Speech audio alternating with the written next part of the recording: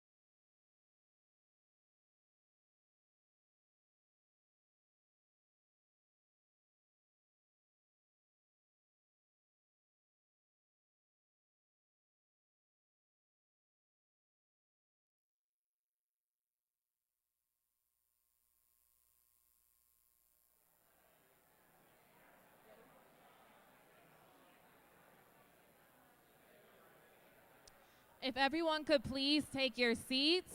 If everyone could please take your seats, we are going to start the presentation.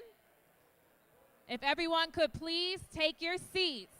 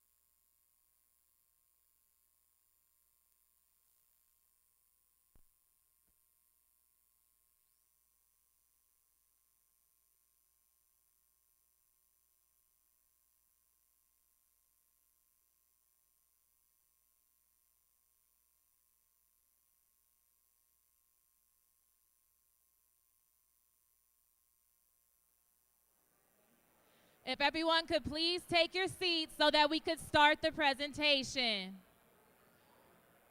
I know we'll have time at the end to talk at the project boards again.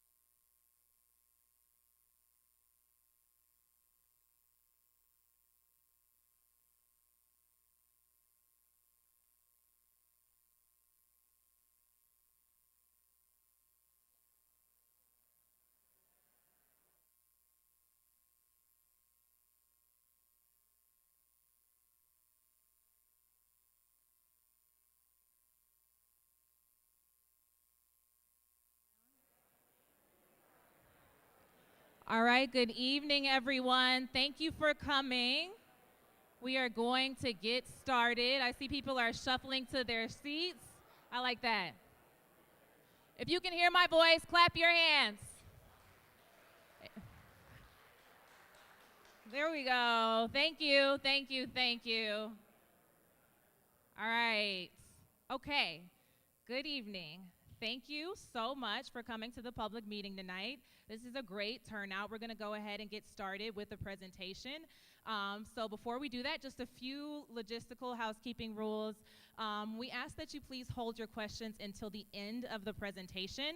And once we do that, I ask that if you want to ask your question aloud, to line up on this side of the room here, and you'll be able to ask that question at the podium. If you prefer not to speak in front of everyone, if you could just raise your hand, the project team will come and give you an index card, and I'll rotate going back and forth. I'll read an index card aloud, and then I'll allow someone at the podium to ask their question.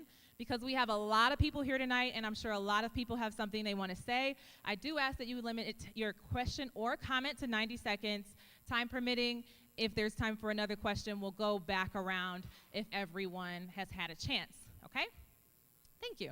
And with that, and my name is Bradley Merrill. I'm with HNTB, the owner's rep consultant for MDOT on this project. And with that, I'll pass it over to Leslie Love. Hi. All right, thank you, Bradley. Good evening. Ooh, a nice, great crowd this evening. I'm so glad to see your faces, that you decided on this beautiful Tuesday that you would come and hear about this dynamic project here in downtown Detroit.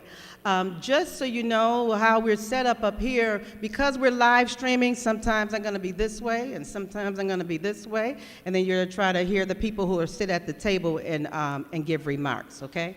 So I'm going to start off this evening with introductions. I'm Leslie Love, the Senior Executive Assistant Deputy Director for MDOT Metro Region, and I'd like to have the MDOT project managers please introduce themselves. Thank you, Leslie. Good evening, everyone. Hi, my name is John Laree, Senior Project Manager with the Michigan Department of Transportation. Thanks for coming out tonight. Good evening, everyone. My name is Divya Iyer, and I am the Deputy Project Manager on the I-375 Reconnecting Communities project. Thank you all for joining today. All right, but that's not all. We've got our MDOT team from Lansing and the Detroit office and Metro Region office. MDOT team, if you could please raise your hand, and it's a lot of, yep, that's some folks from our MDOT team there. And then we have from the city of Detroit, I'd like John Seville to come forward and introduce our teammates, partners from the city of Detroit.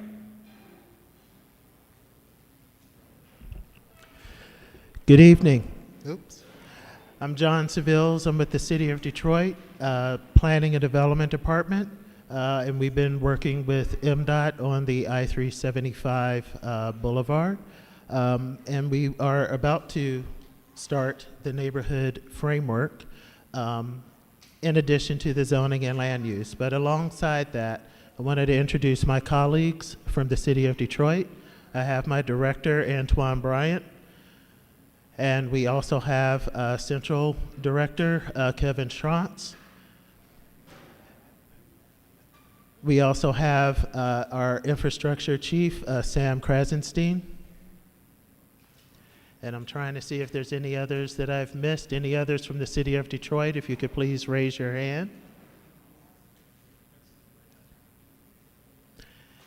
Thank you. Happy to be here and looking forward to the presentation and answering your questions.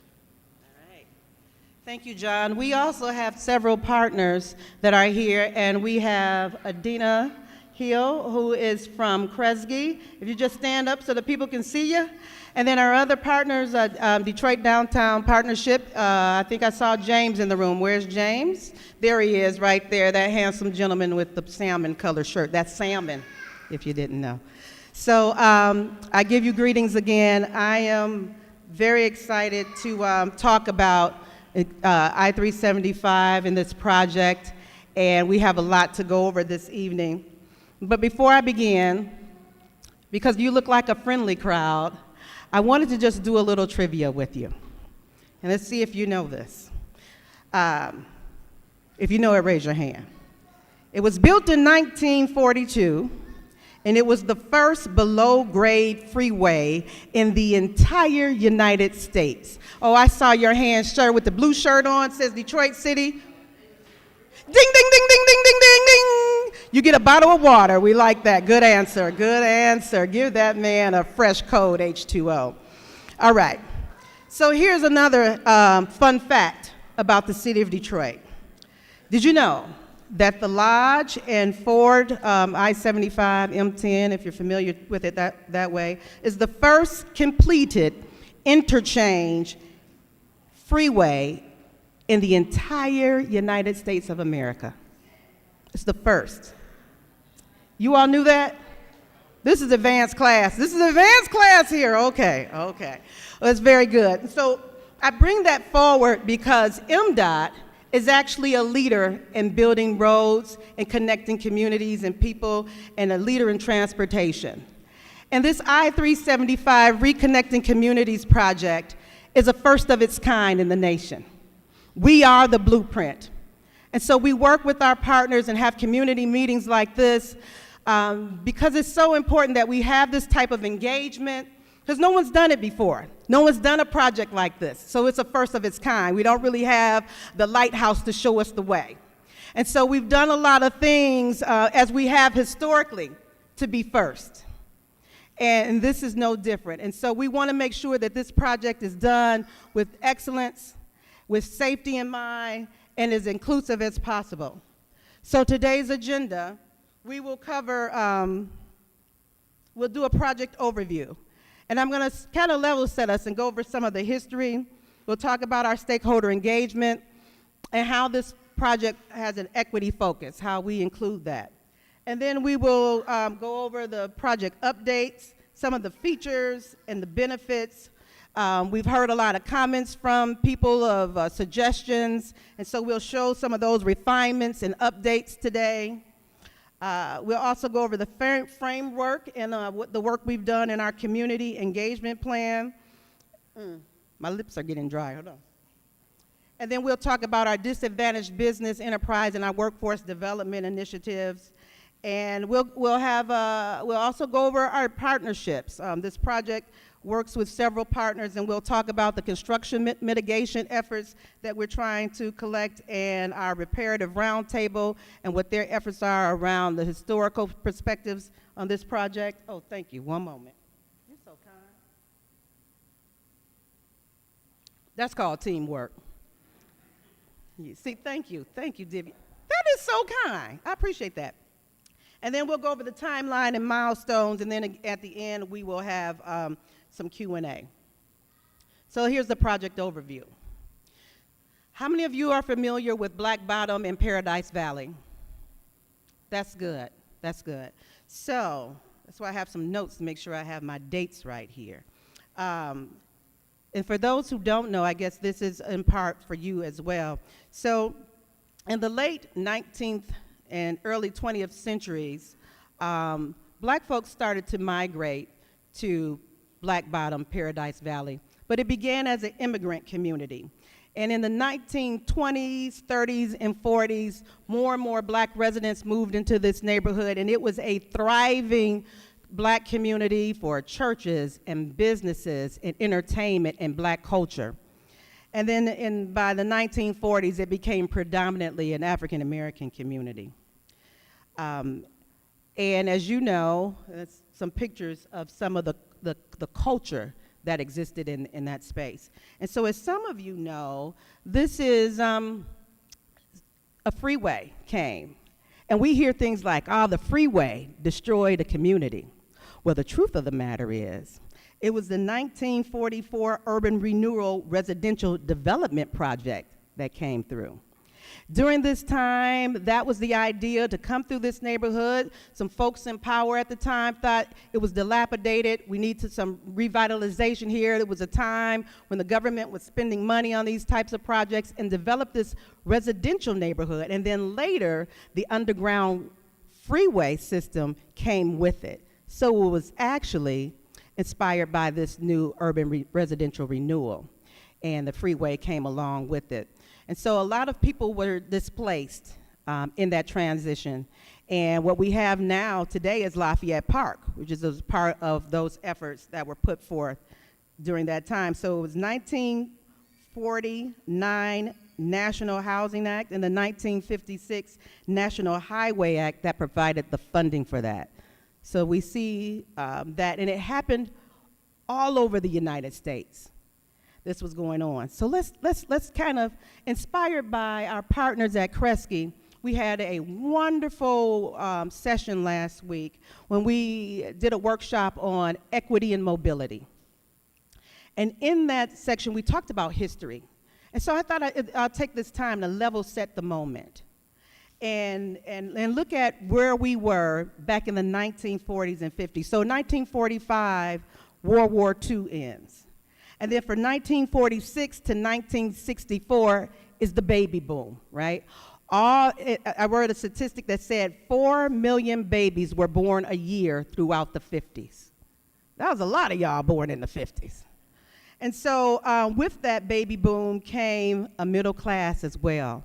When people came back from the war and the GI bills and people were able to buy houses, and you see planned communities throughout urban centers. And that middle class now was able to afford cars.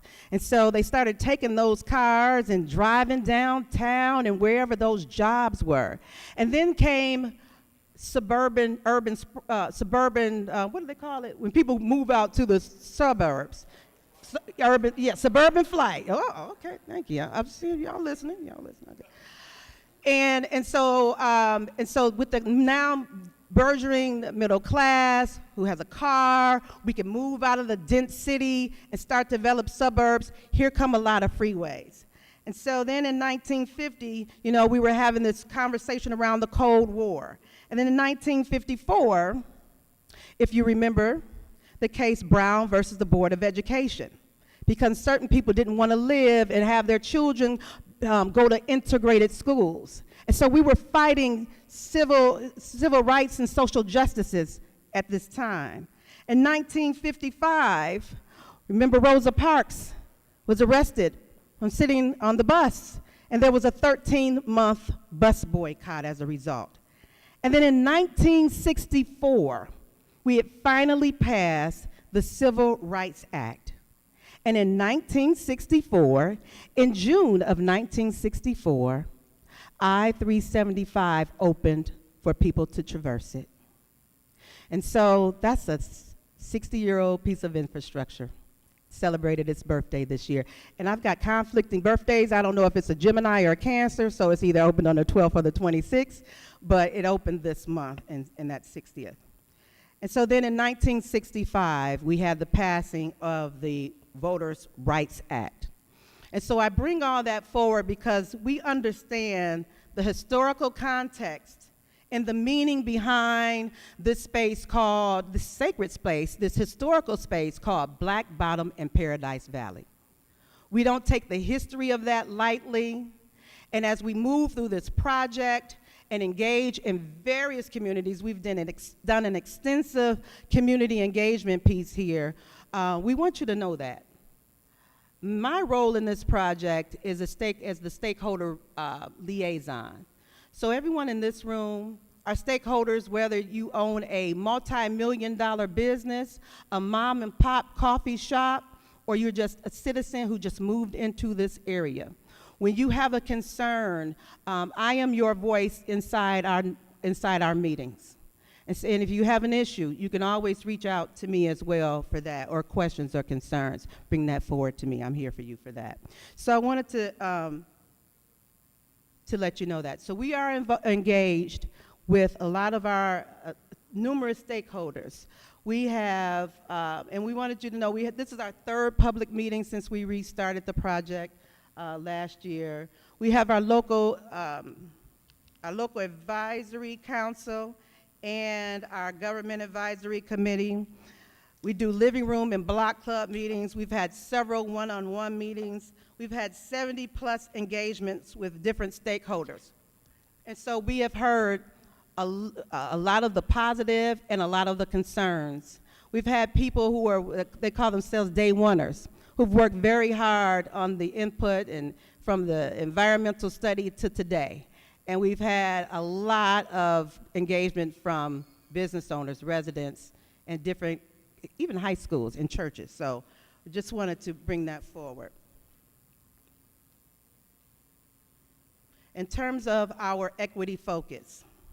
So we look at this project in terms of equity. Some people use the word reparative or restorative justice. We use the language of an equity focus. And our equity focus is around these 4 pillars.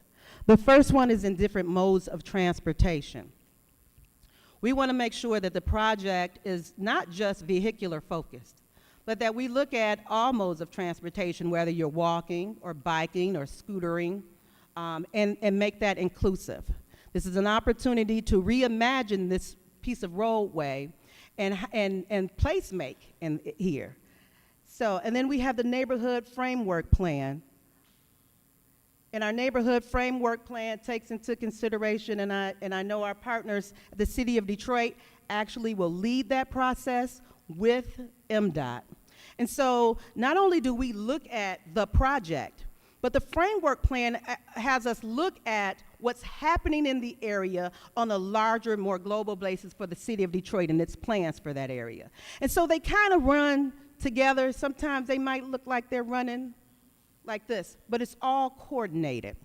And then we have our community enhancements plan. And so that's part of when we meet with our councils, when we have public meetings like this, when we're going into the one-on-ones, so that we know what's the aesthetic in this place. We have conversations around what should the excess land look like, and how should it be used. What's the, as they say, what's the vibe in this space?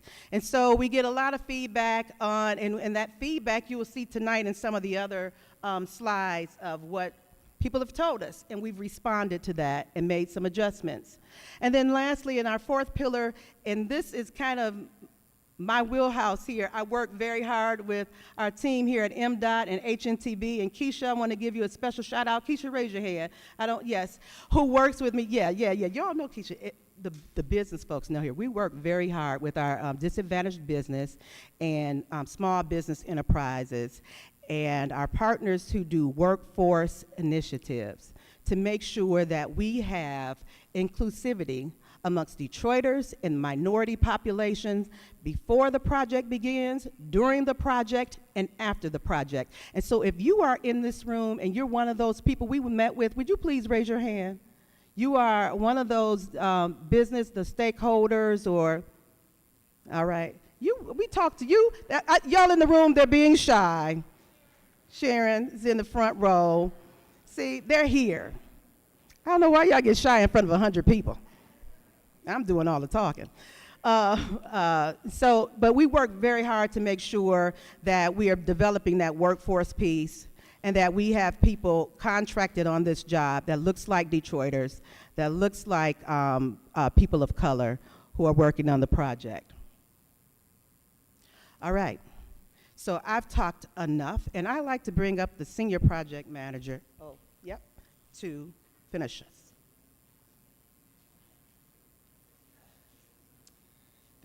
Thank you very much, Leslie. So yeah, today I'll talk a little bit more about the project itself and some of the benefits that it brings. Hopefully you've had an opportunity to walk around the room a little bit and look at some of the boards or some of the role plats and have some questions answered. I'm going to go through things here on the slides and hopefully address any questions around that. If not, there certainly is opportunity after the meeting, either during Q&A or the project team will stick around afterwards to help with that as well.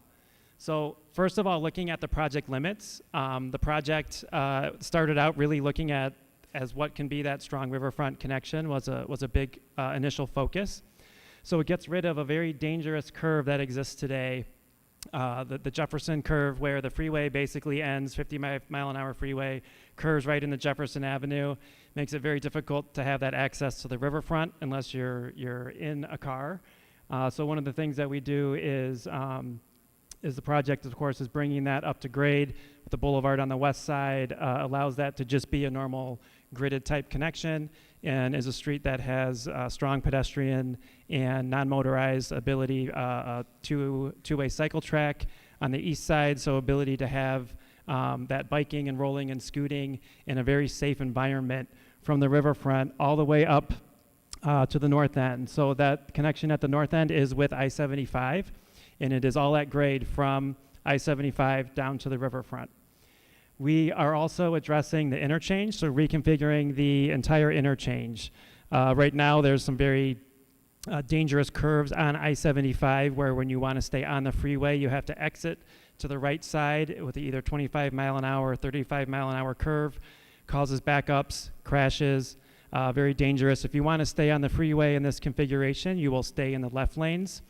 And coming into downtown, you will exit on the right. And when you exit on the right, you can either access the new boulevard, or you can access the service drives and the service drives to the north of downtown or into Eastern Market. So providing opportunities for that traffic to use more direct routes to get to where they're going, east and west at the north end. And also there's that new connection that is at Gratiot. Right now Gratiot is grade separated, so you have that opportunity to use Gratiot as well as a way to route to your destinations in the area. Another important piece of the project is the Gratiot connector. That is also similar to the boulevard with that depressed freeway.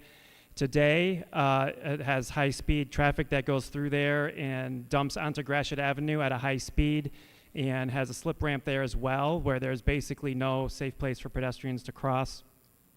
And so eliminating that, and basically we're filling that in as well, and providing some gridding in the Eastern Market area. That's one of our recent refinements that I'll show with you today, is that there's some additional alignment changes to what those streets look like, but essentially we'll have a city street on the north side there that will be able to tie into Brush Park, and we will have a city street on the south side that connects with Montcalm on the other side of the boulevard with a two-way cycle track as well, providing a great connection there for people that are not in cars to move around the city from east to west.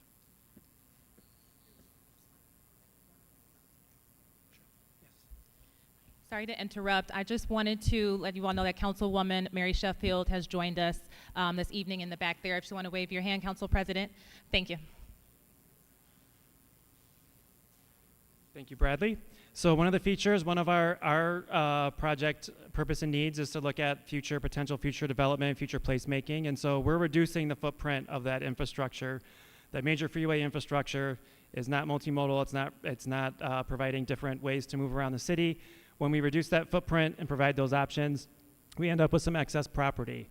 This is a very important part of the project. The city is leading a framework, neighborhood framework plan, and a big focus of that will be on the zoning and land use study component of that, and looking at, is this stay green space? Is it public space? Is it redeveloped? What type of development may go in there? John Savills is going to speak to that more. But this is basically showing essentially where that excess property is landing. Most of it's east of the proposed boulevard along the current I-375 alignment. And then we have that property that's in the middle there and around the Eastern Market area as we reduce the footprint of the interchange on the north end of the project. So I did mention really looking at having those different options. So you can see on this graphic, we highlight in the purple is that new two-way cycle track, and you can see a rendering of what that looks like on the east side. It's completely separated from the roadway with a sidewalk on the other side. It will have the boulevard itself will have dedicated right turn lanes so that there can be no right turn on red. Not only from the side streets, but along the boulevard, so that there can be bike signals and pedestrian signals that will not have any conflict with vehicular traffic whatsoever, to be a really, really safe facility and useful for people to use to move around the area. Similarly, this will tie into that new cycle track I mentioned up on Montcalm Street that will tie all the way into the Stadium District. This one will go under the boulevard and tie over along Gratiot into the DeQuinder Cut, another really premium way to move around on bike or scoot or walk or run or however you want to move around the city. And then we're showing in green here some of the existing bike paths that we're connecting in with. So we have the bike paths on East Jefferson that this creates that grid with, as well as along Lafayette. That are all tied together with this configuration. Those new connections, what are those new reconnections? I did mention these also, is is we have the opportunity for the service drive. The northbound service drive to the north of stadiums will now, you can either access the freeway, northbound I-75 from there, or, let me see if I can get a laser. No laser. Oh, I do have a laser. So here you can either access, you can use the northbound service drive to either access the freeway, or you can stay on it to go into the market and proceed north. The Montcalm extension here is the street that is a new street that will tie all the way in the Stadium District over to Eastern Market. We also have the new east-west connection there at Clinton Street across the boulevard that doesn't exist today, and have more crossings in general as the freeway is removed. Looking at some of the connections to and from Brush Park, this is one of our recent design refinements.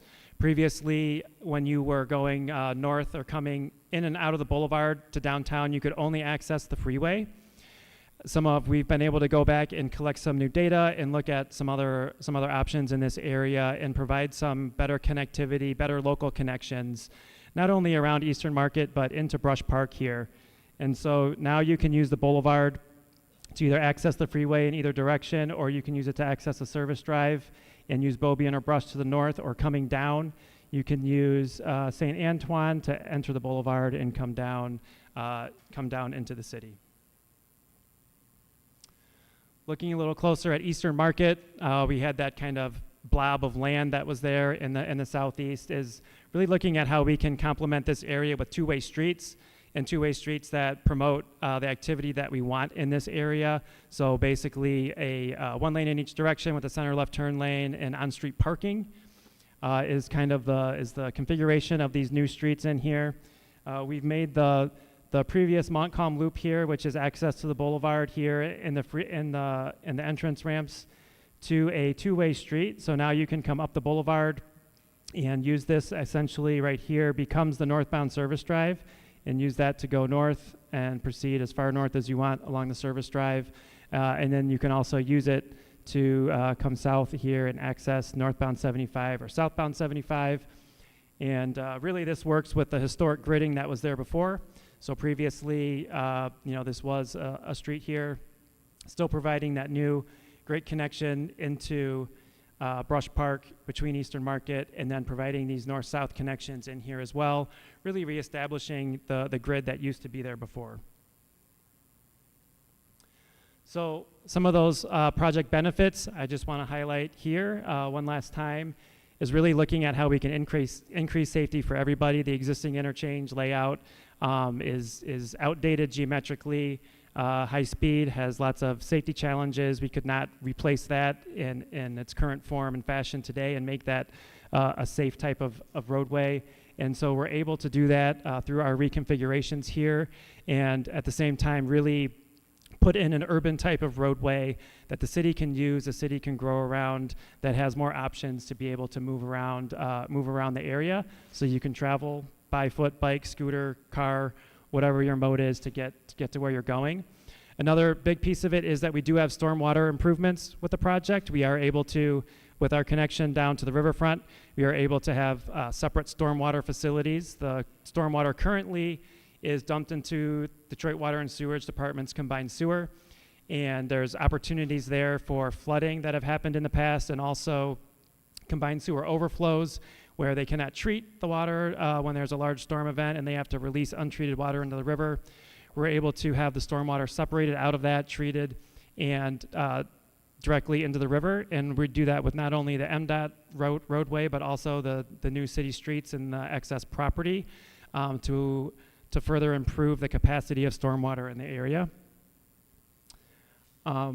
We will have the neighborhood framework, which is a huge benefit in looking at not only how this project will work in the urban fabric and what that looks like, but looking at the surrounding community and how not only can the transportation infrastructure help provide different options and connectivity, but how can the excess property, or what are other opportunities just around the project that the city can look at prioritizing and planning into the future with.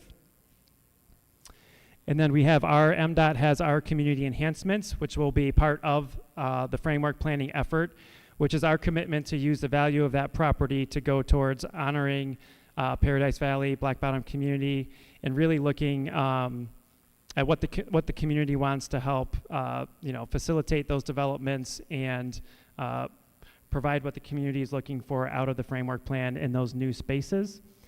And then we have our design and construction activities going on. We will we have our big focus on workforce development. We want Detroiters working on this project, and we have had a lot of outreach, a lot of communications, and we have a lot of things in the works around that, making sure that when we have a contractor, that we can have those connections made and those opportunities are there, as well as our small business contracts and working with our disadvantaged business partners and really making sure that we spread this work around and get Detroiters working on this project. And with that, I'll turn it over to Divya to talk a little bit more about what we heard and what we're doing.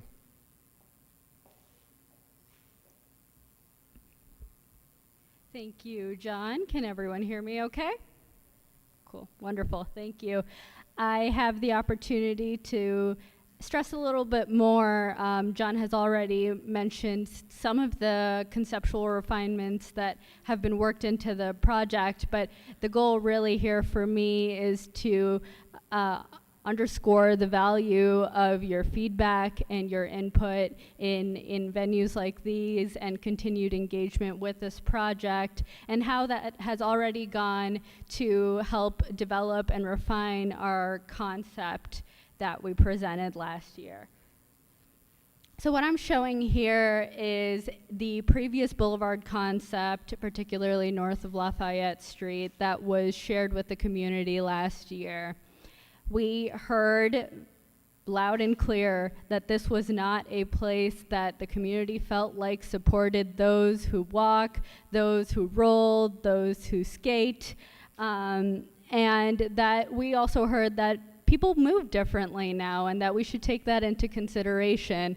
The traffic data that we were looking at originally when this concept was developed was from 2017, and we got a tip from the community that people move differently now and that we should consider that.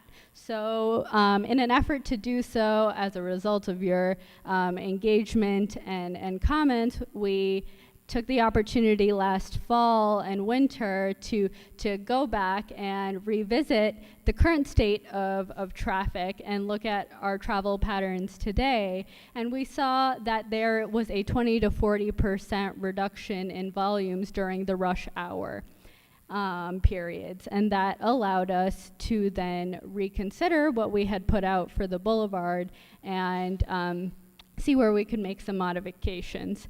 We're happy to present a reduced cross-section now.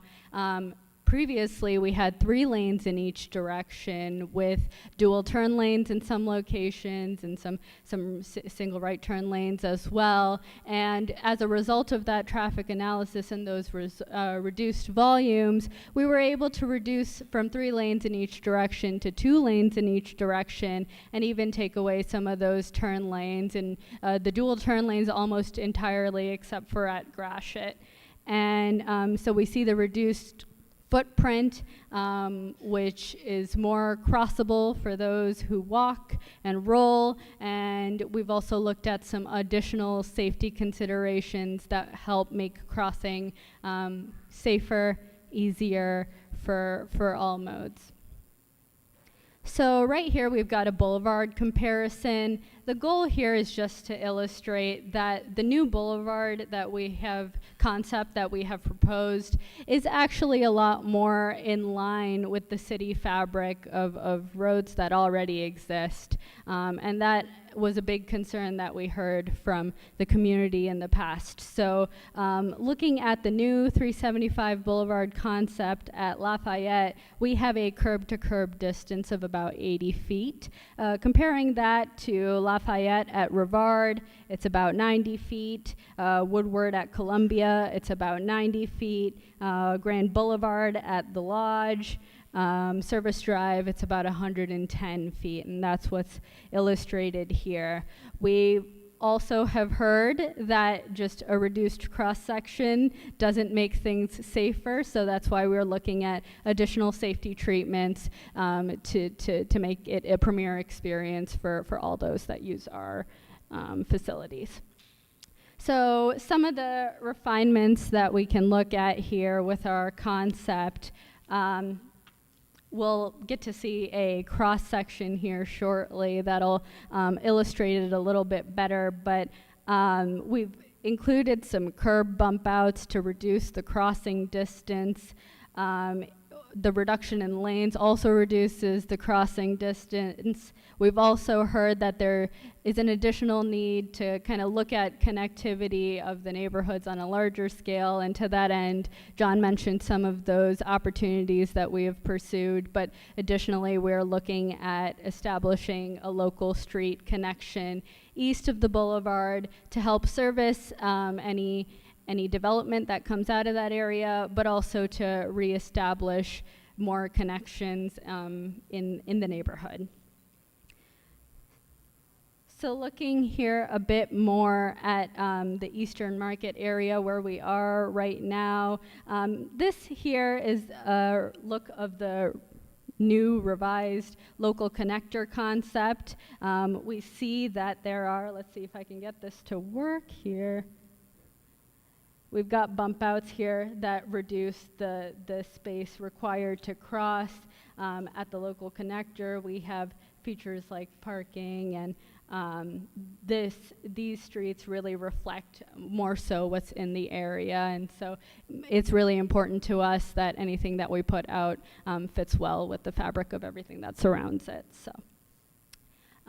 Looking here at a revised Gratiot Avenue section, again, we're looking at bump outs here to reduce the crossing distance and a really nice median. That's not going to be a refuge spot that people are going to have to stop at. We're going to ensure that you will have enough time with the crossing, with the signals to cross comfortably. That's another thing that we've heard is that even in other parts of the city on some of the larger roads that people don't feel like they have enough time to cross, even if they are able-bodied or young, or they don't feel comfortable letting their kids cross the road. So we are looking to build in as many safety features as possible to make this a pleasant experience.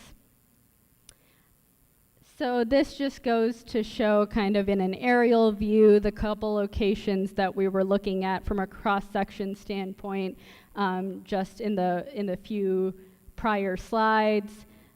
I think the cross-sections did a better job of illustrating what that looks like, but some before and after here. And finally, one of the other things that we heard is that the community is concerned about connections to Mack Avenue and connections to critical emergency and medical services. So in our previous concept, you really had one way to access Mack Avenue from the boulevard.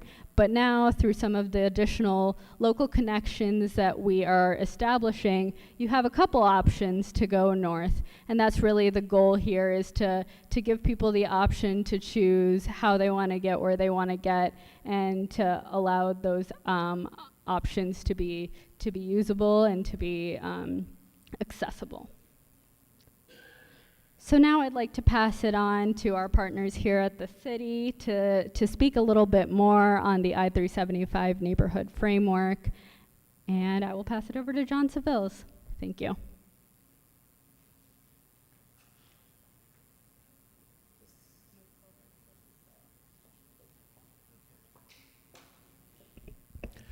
Again, good evening, everyone. So I want to talk about the framework, which is something that for many of you who have worked with us, with the planning department, through engagement or any other type of activity, this is something that we do across the city of Detroit.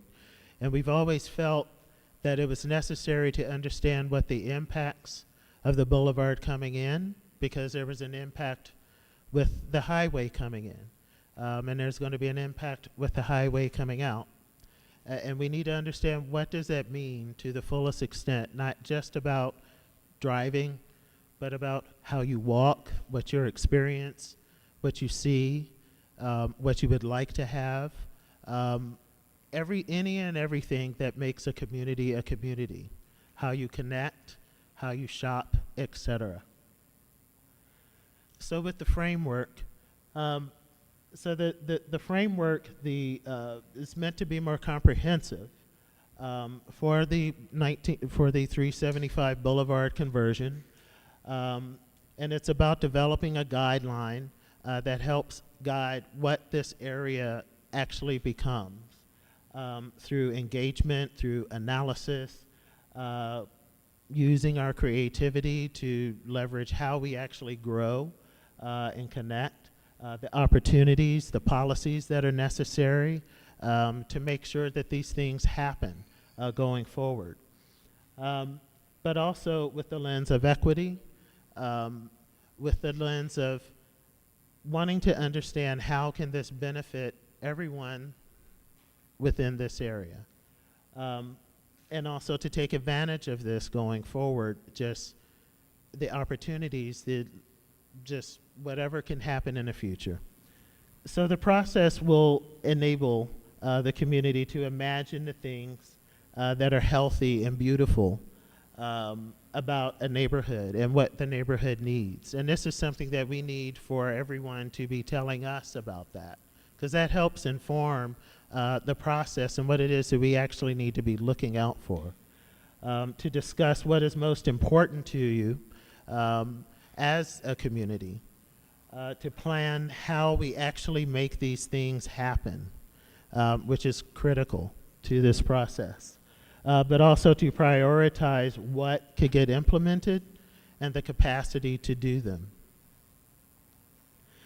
So with a neighborhood framework, there's elements that go into what it is we actually study with regard to a neighborhood framework, the things that begin to define and contribute to a neighborhood. Zoning and land use being a key component of it. That is actually something that recently the planning department put forth and was recently, in terms of an RFP, through a competitive process.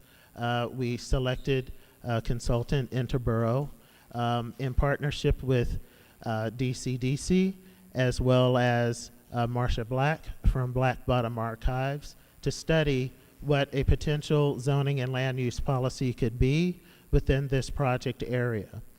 What this does, it allows us to have a policy or a suggested plan in place by the time the boulevard is constructed.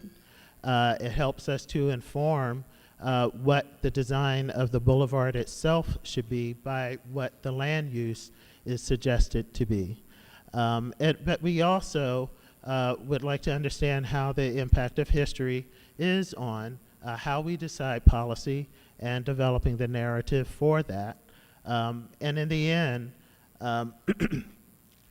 making sure that this is documented and fully understood and presented to the community so that you know what is the plan going forward. This is something that we can control within the city of Detroit. This is something in terms of zoning and land use that ultimately is approved by the Detroit City Council. So it's important to have your voices involved in how this comes about. But in addition to zoning and land use, we go into issues of urban design and neighborhoods and housing. As many of you have talked about affordability and housing in our previous engagement, mobility systems and connections and walkability.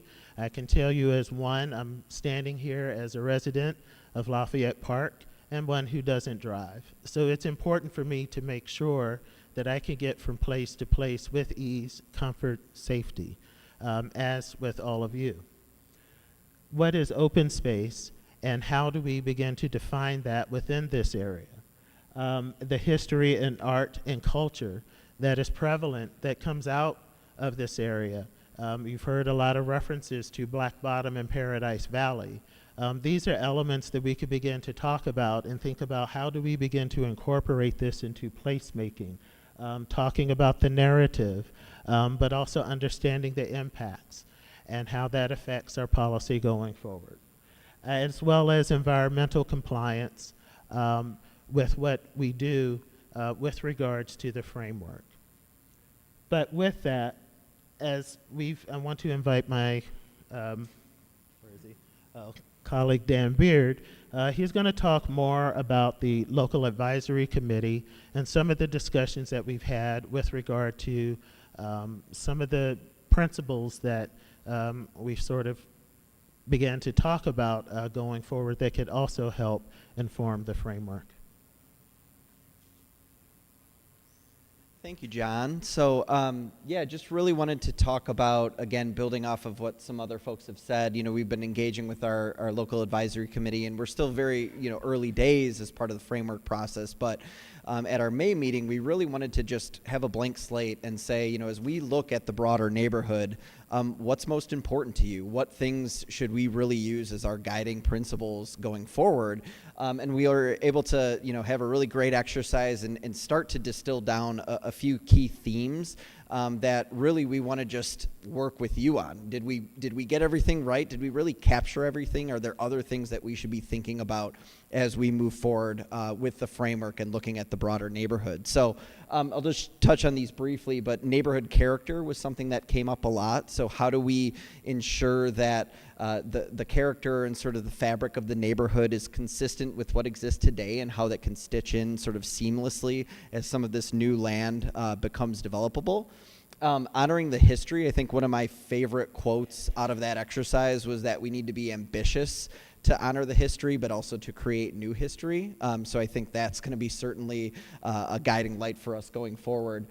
Housing diversity and affordability. So not only ensuring that current residents aren't displaced or aren't priced out, there's affordable housing available, but there's also a diversity and maybe new types of housing in the greater neighborhood that could really attract new residents or provide more options for existing residents. And neighborhood mobility. I think you've heard a lot about that already. How can people get around the neighborhood? How can people really kind of just move around not only on the boulevard and to the freeway, but really throughout the neighborhood? And what does that look like? And how is that safe? How is everything accessible? So really using these guiding principles, again, to just kind of jump off and create a starting point with you all. But we want to know, again, did we get these right? Did we hear everything? Are there other things that we really should be considering? That's really the theme, and we'd love to hear questions or concerns and get ideas from you all. So I won't spend a lot of time on it. I know Leslie and others have touched on it, and we'll hear more about it, but you've heard a little bit about the community enhancements portion of the framework. So again, this is about being intentional with how we honor the history and what are some of the specific things that we can actually do working with you all and working with our partners to make sure that we're honoring the history and we're creating really a better future for the neighborhood that ties back into that. So again, excited to start this framework process and to work with you all and work with our stakeholders to really envision something great here. Thanks.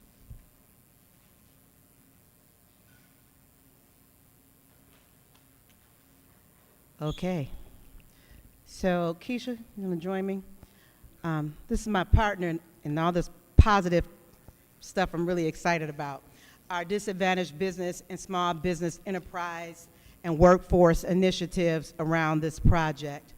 And so, in fact, Keisha had us doing triple duty earlier today, meeting with potential partners to figure out how can we prepare minority-owned contractors to participate in this project, because MDOT's goal is to make sure that we have minority participation and engagement in this project, pre-construction, construction, and after construction.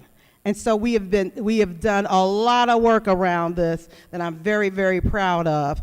And so we have hosted so far 2 industry forums. We invited, if you are a contractor, some people who was dreaming to be a contractor one day came out. We sent out over 200 invitations. 37 folks came in our session last year. In our spring session, we had over almost 400 folks, and 48 firms actually attended, and a total of 26 one-on-one meetings.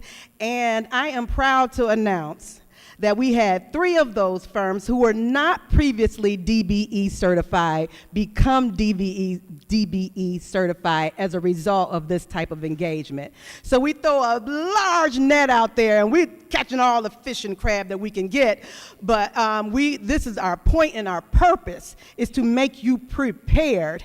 And it is so ingrained in our DNA that is even in our contract with our progressive design builder, that they have this engagement coordinator to make sure that we are engaging the minority population and making sure that we are giving them jobs and getting them involved in this project. Keisha? So in addition, we have met with 18 business organizations, local and statewide, like Ms. Sharon here in the front. We've met with, and we've met with organizations like hers, the Detroit Economic Growth Corporation, Women in Skilled Trades, Compton, Michigan. I saw NABWIC back here. We've met with them as well, the Detroit Regional Chamber, and several others. Just to name a few. So as the PDB team onboards, they will continue to do outreach to continue the efforts that we have started here with these great numbers here.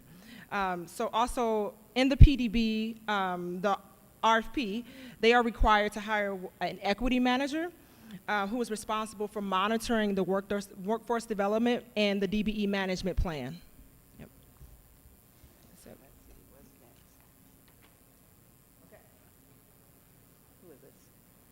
And John will go into how we're working with our partners. Thank you. So a lot of great work has been done, and there's a lot of great work to do. And so our team is growing to accommodate that work. And so we'll highlight some of the things that have been going on with our team. We are working towards acquiring what's called a progressive design build team. That is the team that will be a contractor and design team together that we will select based on their qualifications, their ability to meet our goals of the project, which we've laid out, including really having that stakeholder engagement, making sure that we can work in the neighborhood framework elements into our design. And really what that means is that we have that early contractor involvement. That gives us the ability to they have innovation that they can bring in terms of some of the challenges that we may come across. They can develop relationships with some of those DBEs, some of those workforce development pieces, and really drive those initiatives forward. One of the big concerns that we hear, there's a lot of anxiety around the construction mitigation and how the project is going to be built.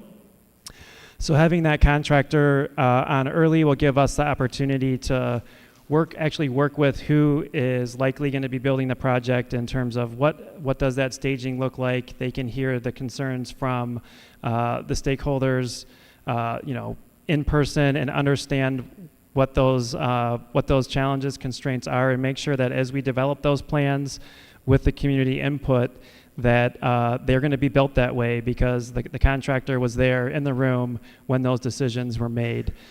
So we see a lot of benefit with having this early contractor involvement, and we're excited to grow our team in that way. We're looking to have hopefully a contract in the August timeframe. There's a period of really onboarding the first 4 months where they're getting their feet on the ground, they're learning about the project, they're learning and driving the design forward to a certain extent, really understanding the utility pieces in that, so that make sure that when we come out and engage on that traffic operations during construction, that the design is a little bit further along, and we can make sure that when we talk about the technical pieces behind it, that we have a good understanding of what we can and can't do. We're really excited. We have an RFP that just closed Monday for our historian and urban design, a separate consultant team spreading out the work a bit to be able to come in and help look at some of those ways to honor, look at the different options again, working with the community to develop those and have several different options and scenarios to look at and determine what can be worked into the project around that front. We have a strategic messaging and media strategies. One of the things that we want to do is make sure as we have these engagements and meaningful engagements moving forward that we're telling our story, that we're letting people know what we're out there, what we are doing. And so, make it easier for people to follow the project. And so that's the intent of that one. And we'll be excited to have that in place soon. And we'll also have a kind of a DBE program manager to really help us continue to track those efforts and align those opportunities throughout the project and see where we're succeeding, maybe where we're failing, capture that and look at ways to make sure that we are truly being effective in the work that we do on that front. I think we've talked a little bit before about some new project partners that we're excited about having. So Downtown Detroit Partnership is one of those, and they are going to be looking not only within their jurisdiction, but at the greater project, and we'll be working together on looking at what some of those construction mitigation strategies can be, and also conducting a peer review to look at the project as it stands today and some of the land use and design pieces in there.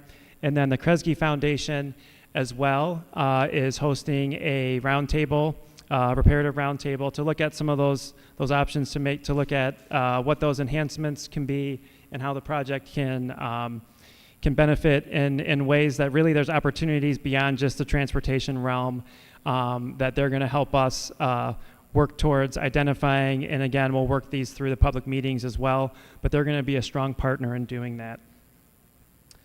So just a little bit more on the construction mitigation piece. I know I talked about it, but it is something that we realize is very heavy mind for small businesses and others, and we realize that there's lots of things MDOT can do in our design, but there's also other ways that we can support businesses. And so we'll be working with DDP. They've done some data collection. They're working on some of that and really looking at precedents and other construction mitigation plans and what's been done there, what's been successful, what we can pull and learn from that. And then really start identifying, part of our business outreach has also been, meeting with, some of the financial institutions like Chase and Goldman Sachs, because they will oftentimes help support and grow the contracting community, but they also can help support businesses during construction that may need some additional financial assistance. And so really we're going to be rolling up our sleeves and working with DDP and the various businesses around the area to look at what's the best fit. It's not a one size fits all, but what are the strategies that are best going to support the businesses and others around the project area to make sure that that they can stay and survive and be profitable after the project is built as well. So with that, I'm going to let Adina talk a little bit about some of the reparative roundtable work that's been going on. Good evening, everyone. My name is Adina Hill. I wanted to start off by acknowledging that I am a Detroit native. Grew up on Gratiot and Grand Boulevard. I'm a mother of three, almost 40-year-old that's really excited about the opportunity that this project presents. I'm here on behalf of my employer, the Kresge Foundation. Really, what our attempt is connecting RY as a foundation. We're really focused on advancing opportunity for all, really focused on place-based work, and this is our hometown, so this project is really important to the Kresge Foundation, which is why we couldn't let the opportunity go by without some involvement to push the project forward to ensure that it could be all that it could be. So when we think about Kresge's role in the work that we do in the city, we have significant investments in the downtown area. We've been supporting projects, the riverfront, Midtown. We supported an early framework in 2014 around I-375 about visioning for what this area could look like. understanding the history and its connection, and really recognizing that this is a transformative opportunity. Now that we've had some funding to move the project forward, we're really looking forward to being able to incorporate more community voices and make sure that, not to underscore anything that's been presented previously, but that there's meaningful engagement. There's been tons of engagement on the project for a number of years, but we want to make sure that community voice is elevated in the project and we actually see some of that come to life. The project is not just about the road design, which I know we talk a lot about being at an MDOT sponsored event, but it really is a project for all of us to consider what the opportunities would be for land use, for business, and how we want to grow our city, how we want to invite residents that left and went to the suburbs back down to how we want to grow the black middle class. All of those things are things that Kresge is always thinking about, but particularly in the context of how this project can realize some of those goals and connect to some other opportunities. So we did a few things. We supplied DDP with a grant opportunity to do a refinement with the partnership with MDOT to look at construction mitigation and what were some opportunities there to make sure that we were supporting small businesses and thinking about them during the construction of the project. But we also focused on the roundtable, which is just opening up the engagement beyond just the public opportunities, but to have that deeper engagement with folks who have an interest in ensuring that equity is showing up at every aspect of the project. So folks that are thinking about this in their day-to-day work, the community organizations, the community residents with lived experience who families were displaced from this area, or current residents, to make sure that their voices are incorporated as we look at construction, as we look at the land use, as we look at the actual road, what opportunities are there to make sure that we are being reparative. And you know, the language that Leslie mentioned, everybody has a different word that they might be using: restorative justice, reparative. But really what we mean is something that benefits everybody, something that's equitable, something that's fair, and represents and benefits the Detroiters. So we want to ensure that that is an opportunity that we're giving, and we're thankful that MDOT has kind of led us behind the curtain to be able to see where there might be some gaps that they need assistance with. Leslie alluded to the mobility equity training that we were able to sponsor for the staff at the City of Detroit and MDOT to be able to just, you know, dig a little bit deeper, like how can this project continue to fill mobility equity goals? And that's something that Kresge is committed to. We're leaning into our role as a convener, you know, by having the stakeholders that are outside of just the 2-mile radius from the project area, but folks like DFC and the Car Center and other culture bearers who are really still thinking about this on a day-to-day in their context of the work in the greater city. But we're also interested in making sure that that opportunity is afforded to everyone. So it's not a closed group, but we'll continue to look for ways to connect with the broader community on the equity-specific agenda. And just to kind of give you guys an idea of some of the things that are coming out of this group, we have 20-plus stakeholders that are actively participating now. We had a recent meeting with MDOT in mid-May to talk about some of the key messages that this group has. And we see alignment with a lot of the advocacy groups that are out here. So I'm going to read through a set of 5 key messages so you can see how they might be reflected in some of the updates that you're seeing from MDOT, some of the conversations that you're hearing in the public domain, the reports or articles that you might be reading. But it is imperative that MDOT moves equally quickly in terms of articulating clear community benefits, upcoming opportunities for communities, and mobility equity indicators. Key message 2, meaningfully acknowledge the long-standing cultural erasure related to I-375 by integrating the Black history, stories, and broader cultural expressions into the built environment. Key message 3, the mobility inequity experienced by Black Bottom and Paradise Valley communities didn't simply disconnect people from place. It disconnected them from economic opportunities and contributes to the racial wealth gap. Economic development, employment opportunities, and long-term prosperity for Detroiters of African descent must be addressed. Key message 4, envision I-375 as a part of a vibrant place integrate future-focused environmental justice, sustainability, and community resilience approaches into the design. Key message 5, in addition to rectifying past harms through equitable and reparative approaches, it is critical to implement a comprehensive construction mitigation strategy. This includes proactive social, economic, and environmental strategies which consider local community stakeholders of all identities. So this is just to give you a flavor of what's emerging from the group and what we hope to continue to elevate throughout the process at every component of the project, not just the road design, but Kresge is really leaning into our role as a long-term partner. We celebrated 100 years this month, and we hope to continue to do this great work with the citizens of Detroit. Thank you.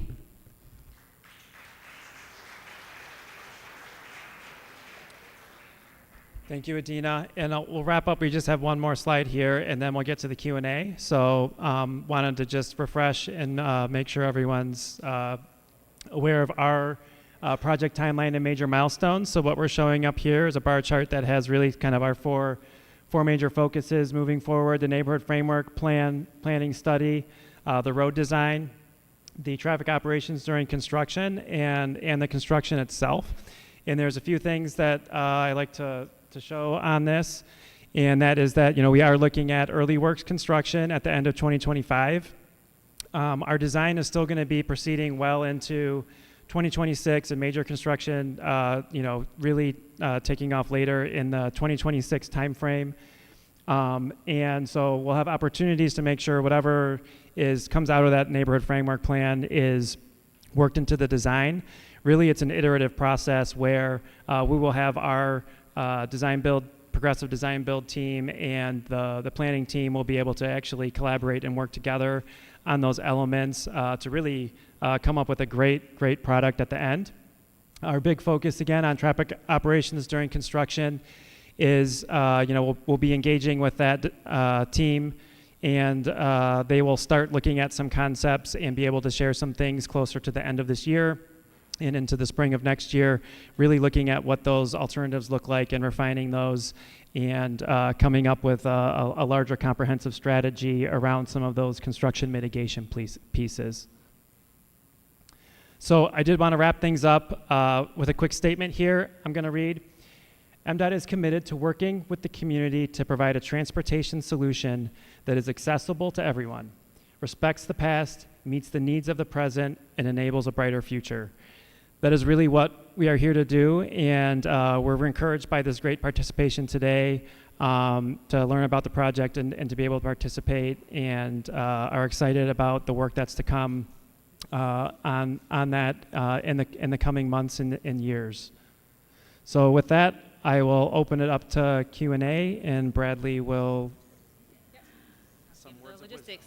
Okay, thank you for your patience, everyone. I know that was a lot, but there are just so many important elements to the project, so we wanted to make sure we gave you an overview of them all. Because we are also live streaming, I would need everyone to come up to the podium to ask their question.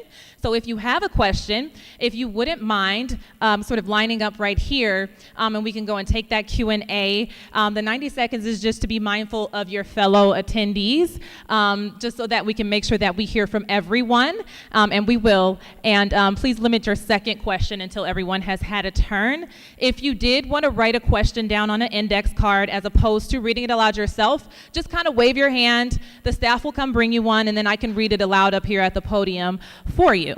And with that, we can go to the next question. Where's the clicker? The first question.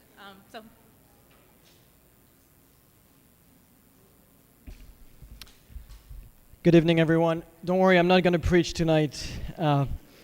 So I'm the pastor at St. Joseph Shrine just across the street. My family lives in Paris, France, so I'm French, so you notice a little accent. And I'm glad to be here in the Paris of the West, as I was told when I got here 3 years ago. I'd like to thank the team for working on these projects, for paying attention and attentive ear to everyone's voice. Just a little background, the Shrine currently is undergoing a multi-millions restoration project and expansion to serve local and out-of-town communities. Over 700 people every Sunday. 7 years ago, there were less than 50 people coming on Sundays. Today, it's over 700. Today, the majority drives 30 minutes to an hour to come, meaning, of course, potential for future local investors, since everyone prefers to live in proximity with the church they worship at. So I'd like to share two concerns that were also shared with me prior to the meeting. First, the opening of Orleans at the intersection with Gratiot. Opening for higher traffic seems to jeopardize the safety of many pedestrians, visitors, and for also people living in the area. I do live right next to the church. People from Chateaufort or Lafayette area as well. I think I saw on one of the slides that had been changed, but I'm not sure. There was one of the renderings. The second point is the actual connection in the current project between the two prominent places of attraction in the area, the Eastern Market and the Dequindre-Cut River Walk. And if such a concern is raised for that area, the connection between these two prominent places, which doesn't seem to be very satisfying. If we have concerns for these two main areas, I wonder about maybe other neighborhoods and the connections between these neighborhoods. The current project seems to simply add pedestrian bike lane on the side, but pretty much keeping everything else in place. Although still upgraded roads, but still with the same high traffic. So unless you could elaborate on the excess property zone that I saw on the slides that you mentioned tonight, maybe you could give more insight on these zones and what is the potential with these zones. Finally, for I-375 itself, keeping in mind the idea of a paradise valley, what about a similar idea with a valley or a canyon, giving the option of building up different levels as we have seen in different cities? I've lived on 4 different continents and many cities with different levels for different types of traffic, better connectivity thanks to maybe bridges and things like that, and other connectors allowing better opportunities for businesses, housing, parks, developments, and so on. So these were concerns I heard and simply wanted to share with you. Thank you very much. Sorry. Did you want to respond or you just wanted to make your statement?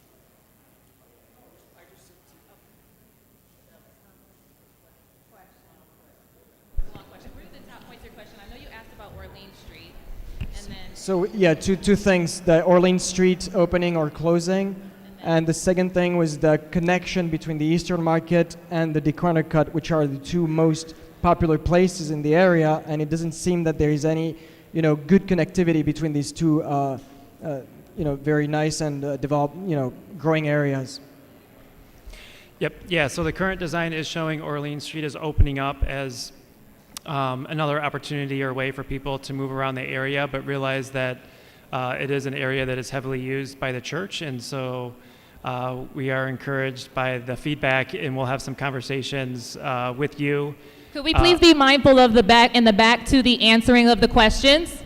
Thank you. I think we'll have a meeting with you to talk about that in more detail and understand the pros and cons of that remaining closed or being opened. We're certainly able to work with you on that.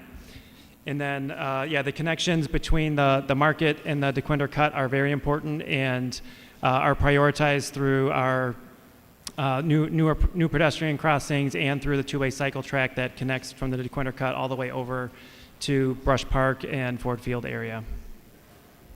Next question, please. Or Brush Park, I meant. Hello, my name's Mark Reynolds. I live about a mile from here, and I shop in Eastern Market about every weekend and use the freeways to get around since we don't have any big box stores or whatnot in the city. I am living in dread of the construction projects and MDOT's chronically inept detour management. You folks can't put up a sign. Just last weekend, you closed down the on-ramps to for I-75 at Mack and Warren, funneled everybody into a service drive. You got to a point where you had one detour sign that says go straight, another detour sign, literally, I have a picture of it, said go left, and the left sign pointed you to a street that was barricaded closed. You kept going and you went into a booby trap where there was way too much traffic for the light, and it took about 10 lights to get through this mess, okay? A 15-minute drive took an hour. You do this all the time, okay? You call and get bounced around to offices all over the place. Somebody says, oh yeah, we'll fix this. 2 weeks later, go buy the same thing, same problem, no fix. I even once, on a particularly bad and inept problem on 94, wrote to the head in Lansing, typed a letter, you know, and got a response back that's obviously he did not read the letter, didn't know what I was talking about, and told me, well, before you take a drive, why don't you check the MDOT website for updates on construction? Is anybody here going to sit and for their next drive go on the MDOT website to find out what stupid detour you've put with no signs? We need a person, management person, with a phone number that's highly publicized, who is charged to respond within 24 hours to complaints of messed up stuff and to fix it within 48 hours. This is you're going to put all of the Eastern Market people out of business because people will just say, this is such a mess, I can't spend an hour in traffic waiting to get into Eastern Market. Or I'm going to go shop in a different county because I can't get to, for example, the Meyer on 8 Mile because it takes me too long to get on 75. You must do better, and don't tell me you do a good job, because as you heard from the people in this audience, you are awful. Thank you.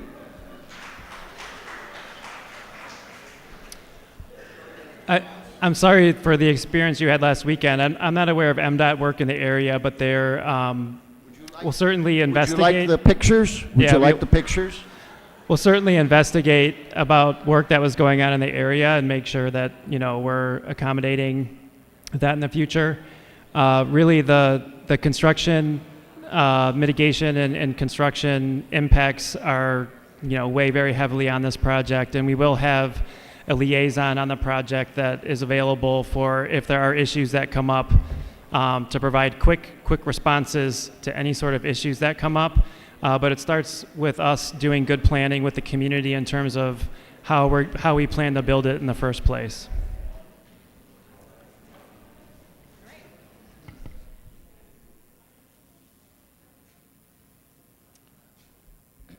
Good evening. I come to you as a descendant of Hastings Street. I think that the issue that I-375 caused within the black community is not really being addressed. Some of my fondest memories were to sit at the feet of my elders and hear the stories of Hastings Street, Black Bottom, Paradise Valley. It was a time when black families were connected because my aunt lived there, my sister lived there. I didn't worry about a babysitter because we were all together. When that project came through, we were scattered to the winds. And these families to this day do not experience the closeness and the unity that we had in Black Bottom and Hastings Street. My family owned 3 businesses on Hastings Street. We went from being business owners and homeowners to living in the Rooster Projects. So when you come through and you say this is a restorative justice, you can never restore that. You can never correct that. When I talk to my elders and they hear, because a lot of people don't even know what's going on. They have no clue about this project. But when I do talk to them, they said, and what is this gonna do? How is this gonna restore and repair the damage that was done to the black community and to the descendants and people that came from Hastings Street? How much of that land will you be giving to people like myself that descended from Hastings Street that once owned that land?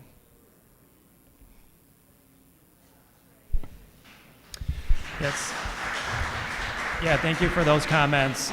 Certainly the project, we understand there's no way that the project can repair or bring back those past harms, that loss of generational wealth.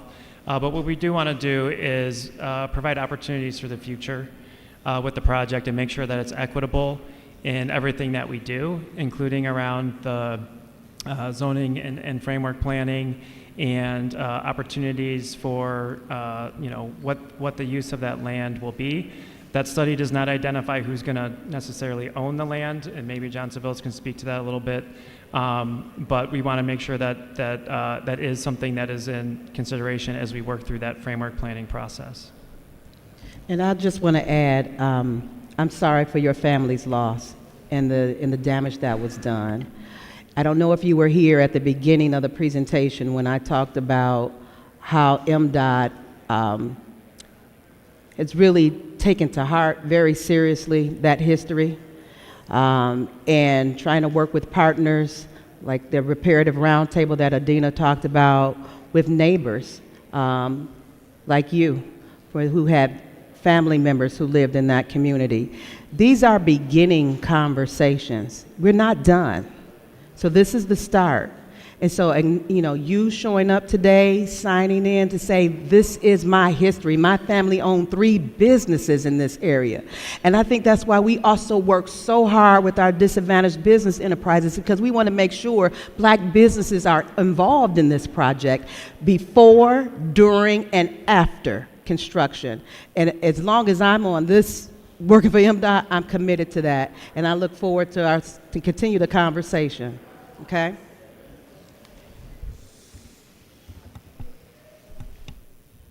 Okay, I do just also want to reiterate being mindful when the questions are being answered. I'm being told it's a little bit hard to hear when they're responding because people are starting to have conversations. So if you could just be mindful of your fellow attendees who want to hear what the answers are, I would really appreciate it. Thank you. I'm going to go ahead and read one of the card questions before we go to the people standing in line. So it just says, the presentation is hard to follow. Could we do a simulation so people could have a better idea of what's being proposed? And then also, they would like clear community benefits, not rhetoric. And what's most critical to them is, how is traffic going to be staged for events during construction? Or is it after construction? How will traffic be after construction?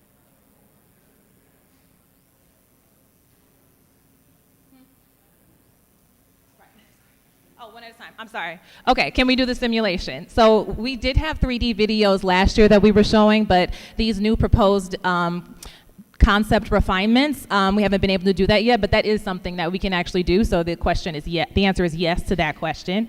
Then the second question is, how will traffic be relocated during events? So the current design concept is still a concept, but is able to accommodate that event traffic within the configuration of the interchange, how the service drives work, how the boulevard works.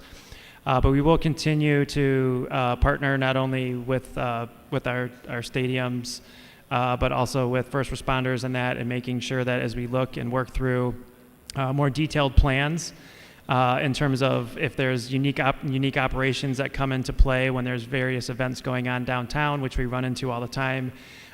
We want to make sure that we have good plans to address that, and that coordination will continue throughout our design process.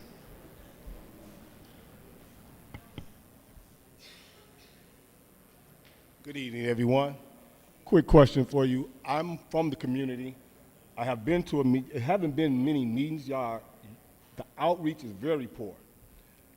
But my concern is more so, apologize. Excuse me.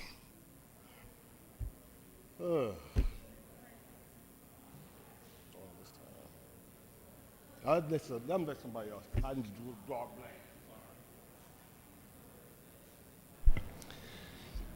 You can either come back or we can catch you a little later. We'll catch you later. Thanks. Hi, my name is Maureen Kearns. I'm a local resident and small business owner, and I would say this is more of a concern than a question, but because the highway has existed for 60 years, the buildings and the properties around the highway have been designed by big business for the highway layout. We residents already have streets we use to get from neighborhood to neighborhood, and these streets are not overly busy. If the green space is not developed with small business, other than going for a joy bike ride or scooter ride, There's just no reason to use these new slower lanes. I mean, one of them just diverts so far, it's pointless to use. And you have to go all the way around the Cranes building, to create a second road there, and it's just kind of pointless.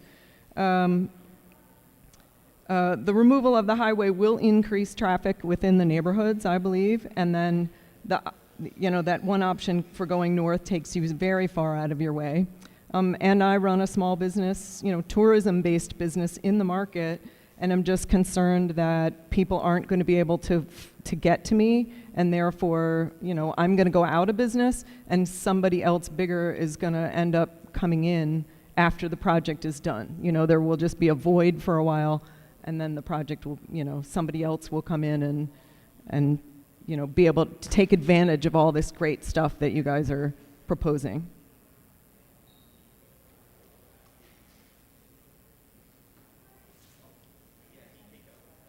Oh, wait, do we want to respond to your question first? Oh, It was a comment. I'm sorry. Thank you. Thank you. Excuse me, y'all. My question was, who came up with this project, and why has this project have been such an urgent to our community?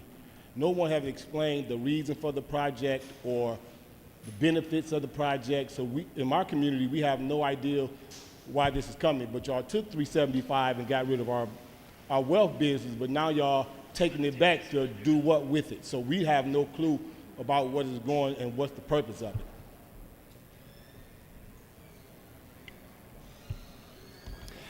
Yeah, so this project has been under development for a number of years, and it started in the early 2000s. There was a project that was looking at keeping certain elements of the freeway intact and connections to the riverfront. And planning and environmental linkages study was conducted in 2014 to look at what some of those options are. The freeway is past its useful life. It needs to be replaced. Is the freeway the appropriate solution?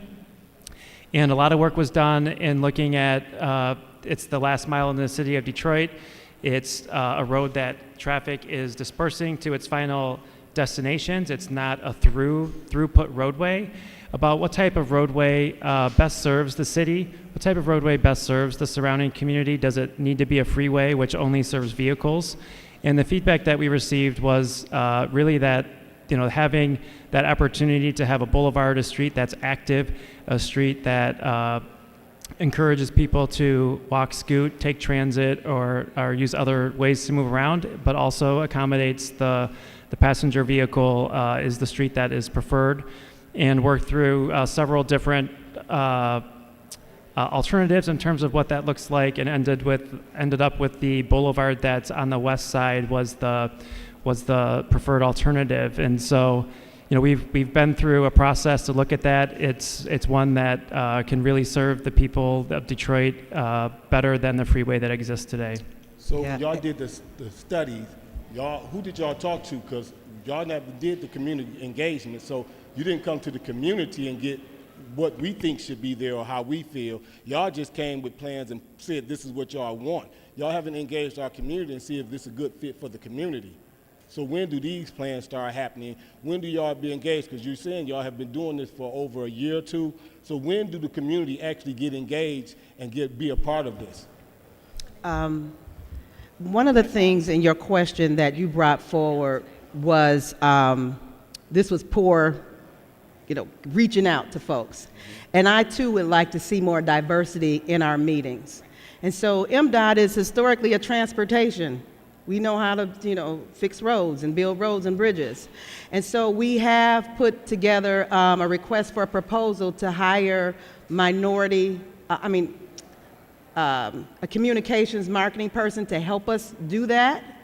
And if you have any ideas, I would love to talk to you and figure out how do we get more people, particularly those who were not a part of, who was a part of Black Bottom, descendants of people who lived in Black Bottom, to be at these meetings. I'd like to see more of that too.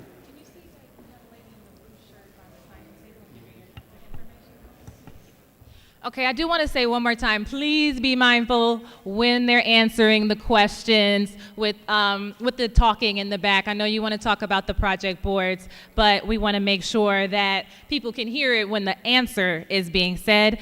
Before you go, I'm going to read one more of the card questions. This is from a resident of Lafayette Park, and they're concerned about access to freeways during construction. That's the first part. And then the question is, how long can we expect disruption?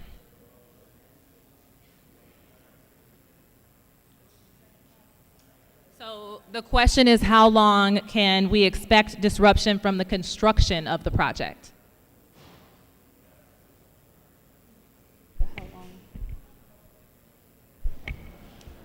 So the construction, early construction, so not super impactful stuff, but more like preparatory work is anticipated to start in 2025, with some of the more robust construction taking place in 2026, 2027, and 2028. And really that duration is taking into account working in a smaller area is one of the reasons that it's longer, to making sure that we maintain that accessibility and mobility during construction is, again, one of our very big key points. Access to the freeways during construction is very important too. We realize that that I-75 connection is critical not only for the neighborhoods, but for major employers, for casinos, for large events, for downtown. And so, we will make sure that we provide that access during construction. We'll prioritize those connections to and from the north, so southbound 75 coming in, northbound going out will be prioritized.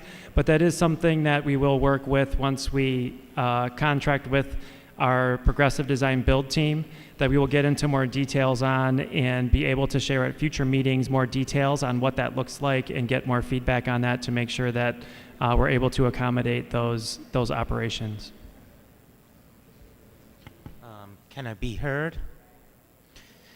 So overall, I think, it's much, that's an understatement, much better than what you showed last year. I like that you're actually incorporating bike lanes and stuff, but there's still a lot of concerns. Most of the concerns is during the construction. What really kind of turned me off about the presentation was there was absolutely no mention of public transit, or no mention of why aren't you going to make bus lanes or anything? MDOT, I almost call it MDOC with a C, because they don't care about anything but cars, freeways. They've spent billions making these just cancerous, disgusting highways. Why can't you just make at least one thing that involves public transit? It's not that hard to make a bus lane or even a separate bus lane. It's not that hard. It's not like making a light rail. I was just very disappointed with that, and but altogether I think it's better. I think it still has a lot of work to do, but I think there's definitely progress. Thank you. Yeah, and we still have a lot of design work to do. We've coordinated with the Regional Transit Authority, the Detroit Department of Transportation, SMART, all the busing providers.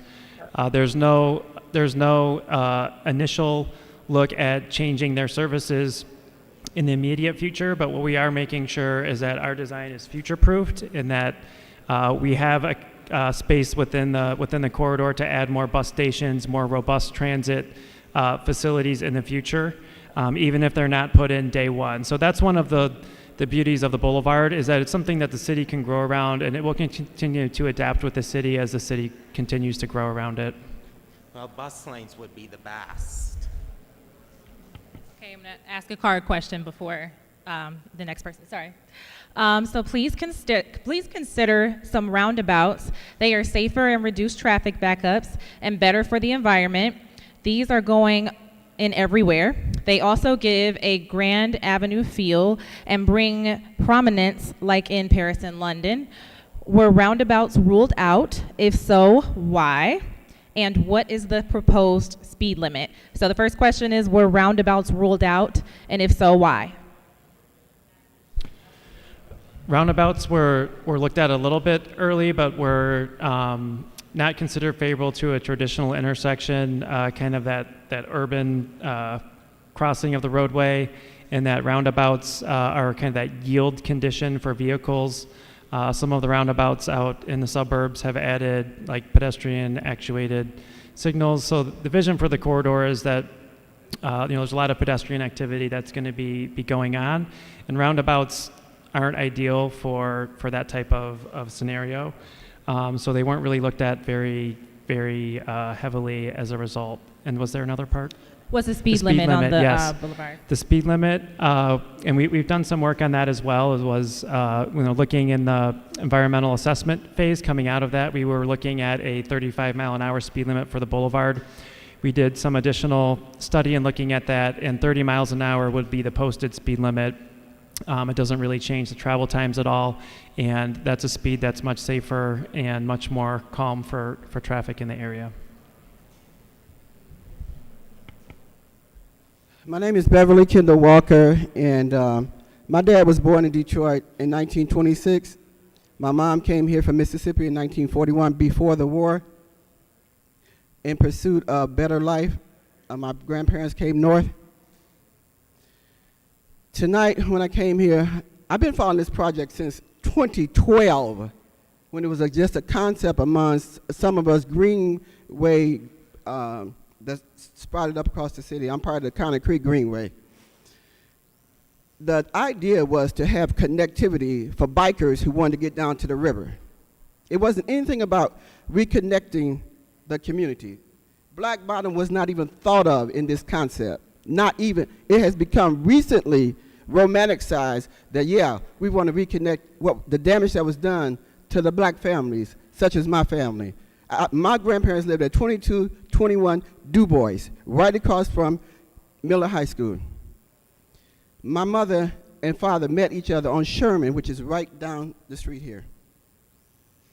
The UNIA, Universal Negro Improvement Association, was at 1516 Russell, which is right at Lafayette and Russell. That whole community was decimated because somebody had a better idea of how they wanted to remove black folks from Detroit in Black Bottom. Now, what's going to happen is, I live on Lafayette right now. What's going to happen is the people who live there now are going to move because this ill-fated, head-scratching idea that y'all have going, all of you guys are being paid to come here and espouse this presentation to us. We live here, most of us. And I was hoping that you all had a poll when we walked in the door that say, I'm for it or I'm against it. We just need to get down to the point. Most of us is against it, period. Period.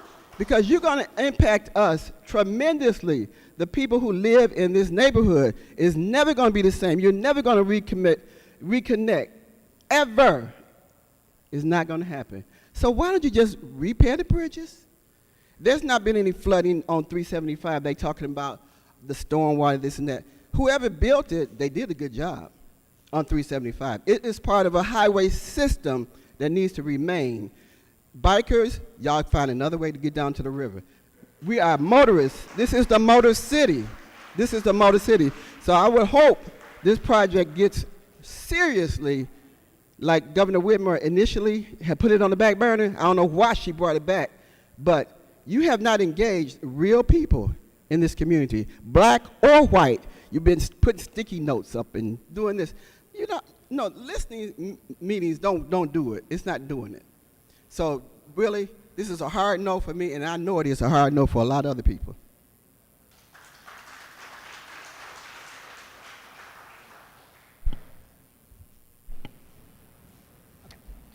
That was a statement, so I'll go to a card question and then we'll go to you. As a resident in the area, I am concerned about post-construction noise and tailpipe emissions. Will that be a part of planning? That's the first question. And the second question is, one slide indicated bikes and pedestrians will share a sidewalk. This is dangerous for pedestrians, so maybe just some clarity about how the sidewalks and cycle tracks are separated. So to the question about noise, will that be a part of planning, post-construction noise? So that is one of the pieces that we look at is we do a noise study as part of our environmental analysis that's already been complete. And so we have looked at that. The freeway is 55 mile an hour free flow, and that generates more noise than a 30 mile an hour boulevard traffic. So it is actually will be less noisy within that residential area. Also the buffer there, that is the excess property and some development there, could also further mitigate noise from the existing community. So there isn't really an impact of additional noise. Where we have the cycle track, we also have the sidewalk, and those will be delineated. There will be like a tactile separator within there so that it can be differentiated between what's a bike area and what's a sidewalk. That will be part of the design so that they won't be mixing up.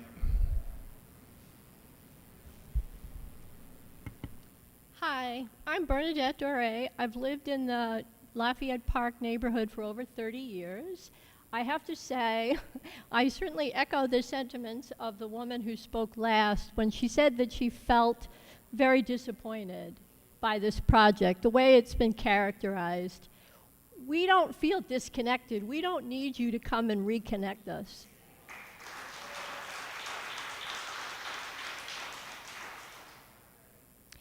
Many of my neighbors use the area all the time, walk freely, bike, walk their kids in their strollers, run in the park.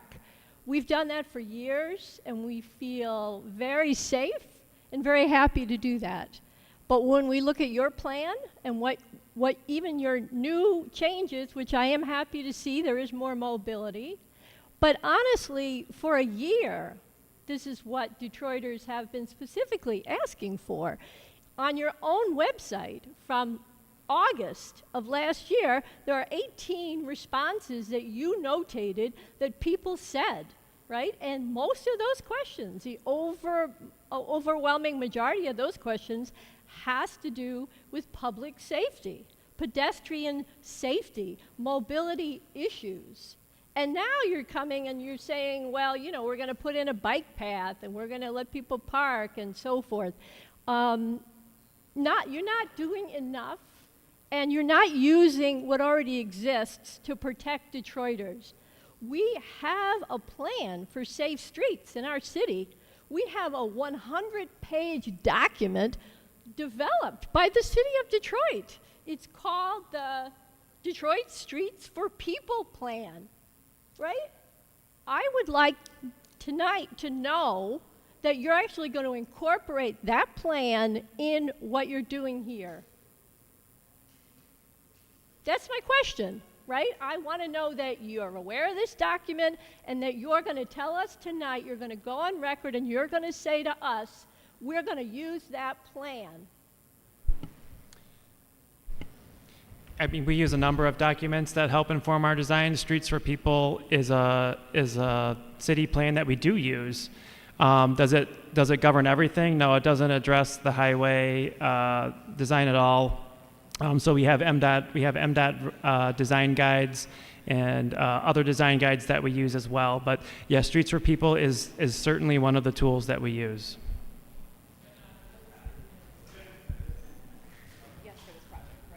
Yes, for this project, and it helps. It will govern the city streets and the boulevard design. Okay. There were advisory committees and roundtables mentioned. Who are the people participating on these committees, and how were they selected?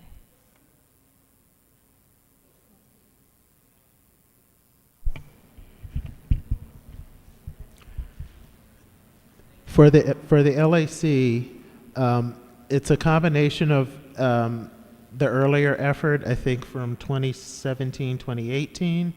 There were folks that were part of the local advisory committee then, in addition to recommendations also from the city of Detroit that are on the team, that are on the advisory committee that were added in this latest phase of the project.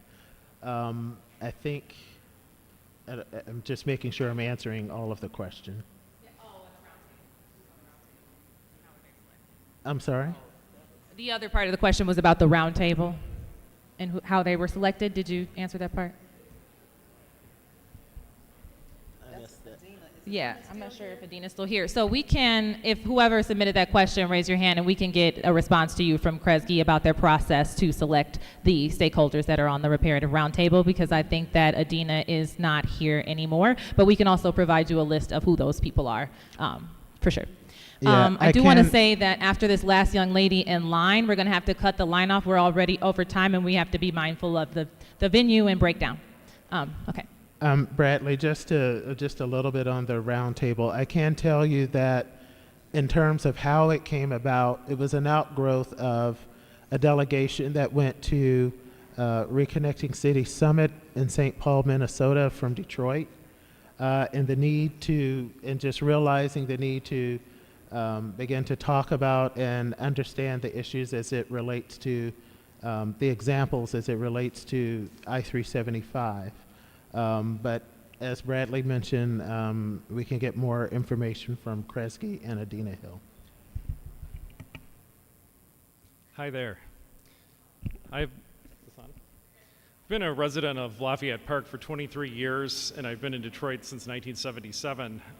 One of the things that was said at the beginning of this meeting really resonated with me, which was MDOT's leadership. The year that we moved here in 1977, the Jeffries Freeway opened. 16 lanes running downtown that destroyed an unimaginable amount of residential and industrial property. And at the time that happened, Werner Highway wasn't even cold in the ground with the Fisher Freeway, which is something that I'll ask you about in a second. But through my life, MDOT has come in above budget, way beyond time. We watched 96 come in after Chrysler was pulling out and there was nowhere for it to go. Watched 696 come in 30 years after it was scheduled, and watched any number of these projects miss the mark. So as a resident of Lafayette Park now, I'm looking at this project and thinking, you know, there's not very much happening on the city side of this. All the action is up by the Fisher, which we don't interrogate at all as a historic injustice. That was inexcusable. The Fisher was aligned in 1962. It was built in 1969, and its specific purpose was to wipe out a neighborhood. So today, we're hooking up this new boulevard, which no one will call Hastings Street.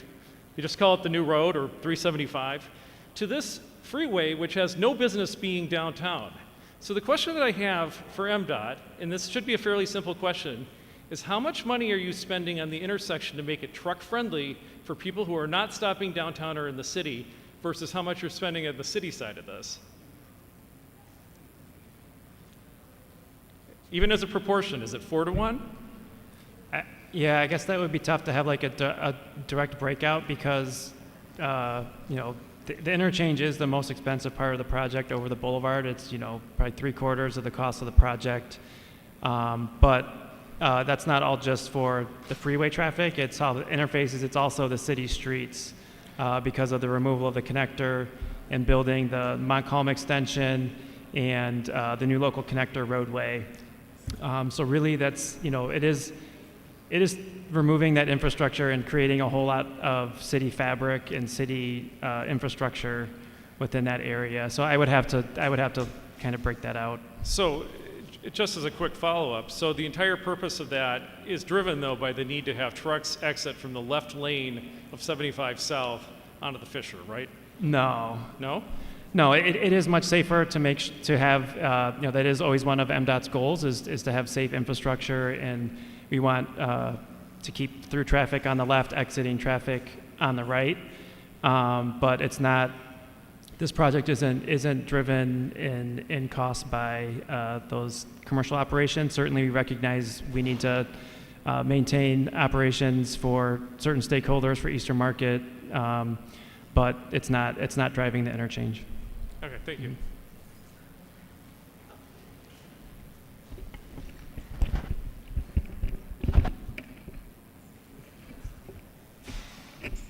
Sorry.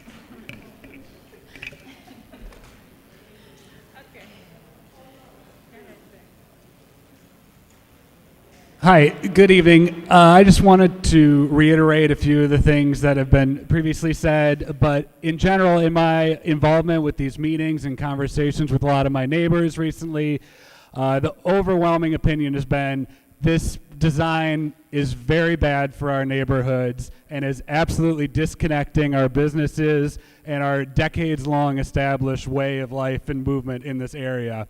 And every time these presentations are filled with slides of, we are going to in the future establish a committee about possible discussion who will then draft ideas about engagement and find out what might people in this area want, when we overwhelmingly keep telling you, please do not do this. We live here.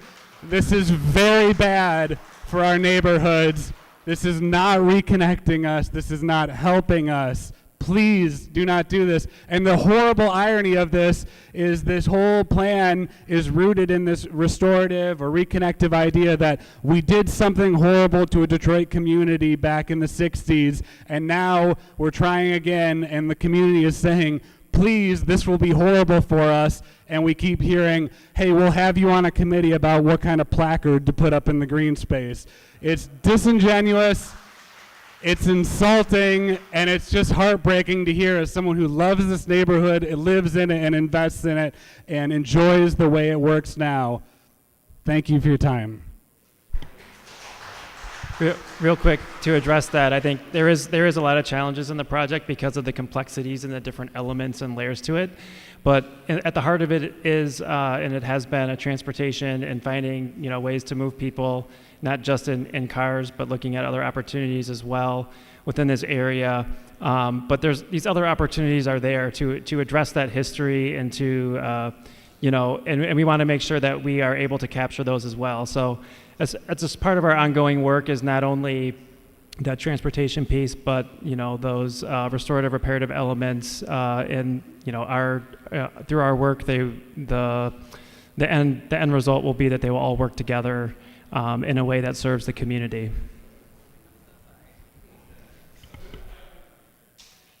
Yeah, my name is Jesse Bruner. I represent Strong Towns Detroit. We're a volunteer-led nonprofit advocacy group here in the city. And I just want to first say just thank you for listening to everybody and doing this project. I mean, this is a huge step in the right direction for what we currently have today. Just coming into the city, I saw bicyclists literally trapped on grass shit trying to cross to go to Eastern Market, just coming in here today. So this will be huge for people like that. And I've tried crossing it. This will be huge. So thank you so much for doing that.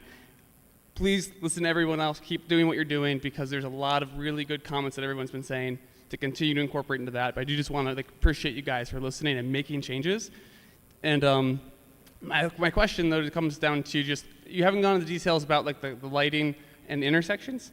I know those are details, you might not have them planned out yet, but are the lights at the intersections going to be closer to the crosswalks to encourage drivers to stop further away?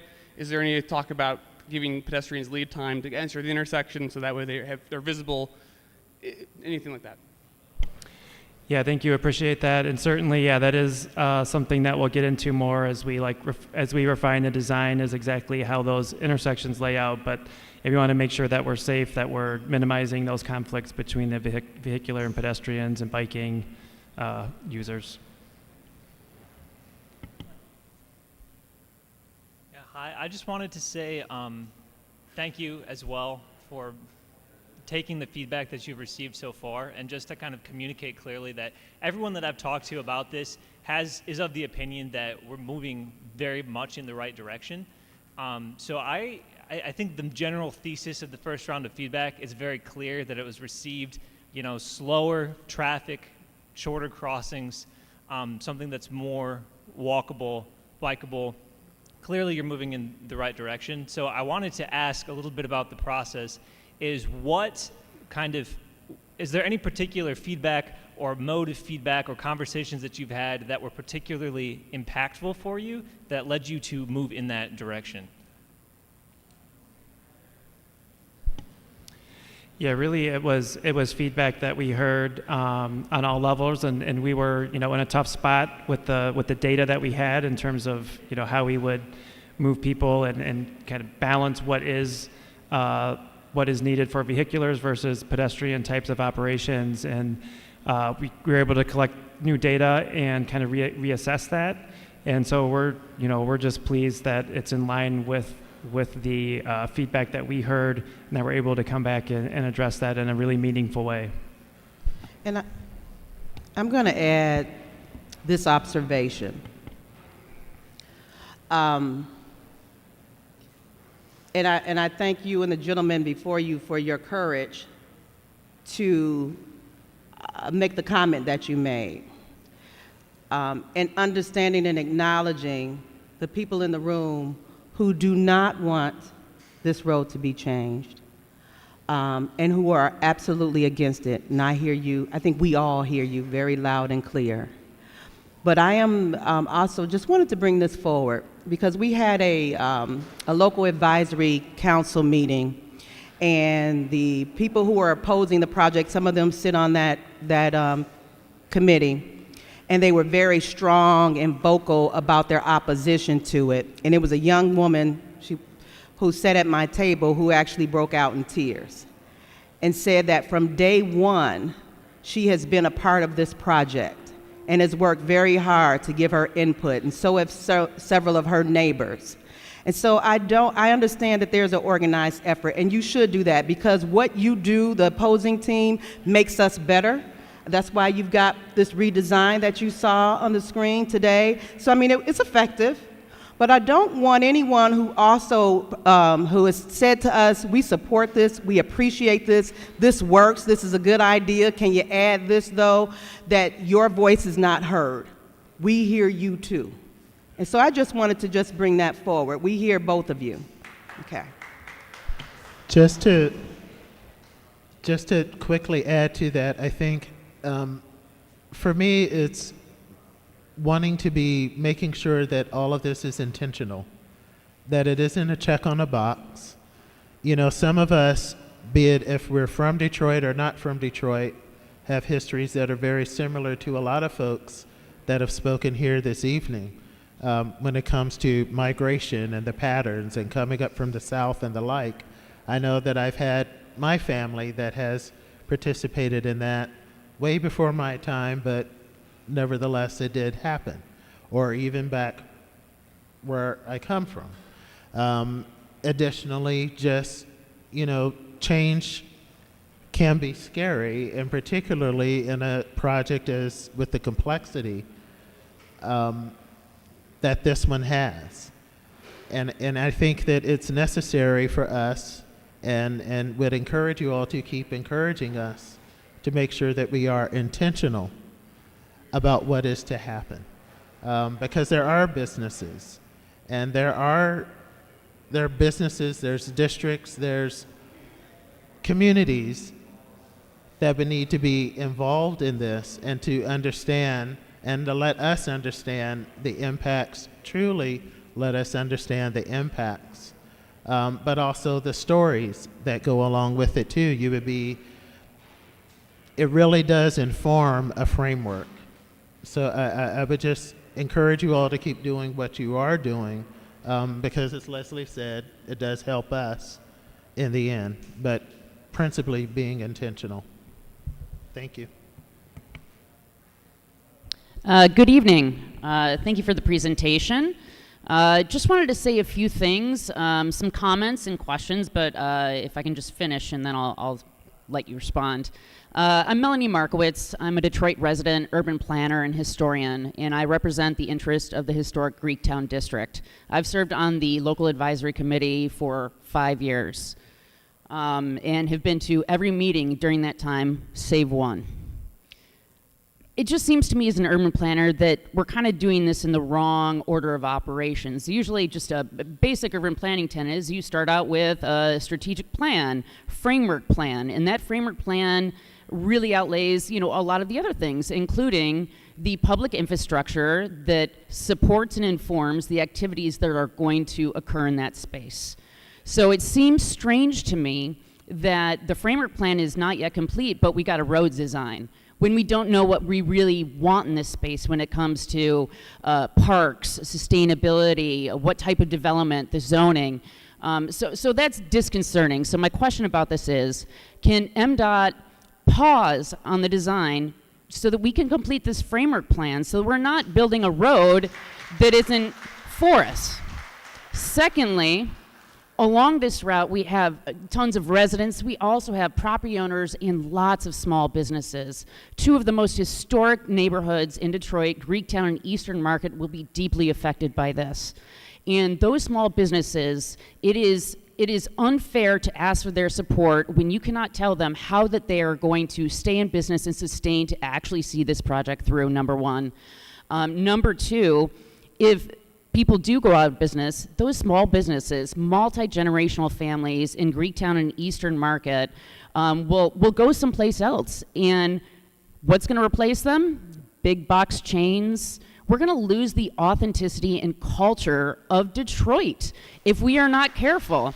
And so we need to be intentional about that, and I think that intentionalness needs to be developed in the framework plan, and then we know what we'd like to see in this spot, and then we know what kind of infrastructure and mobility is required within that space. So those are my comments. Thank you.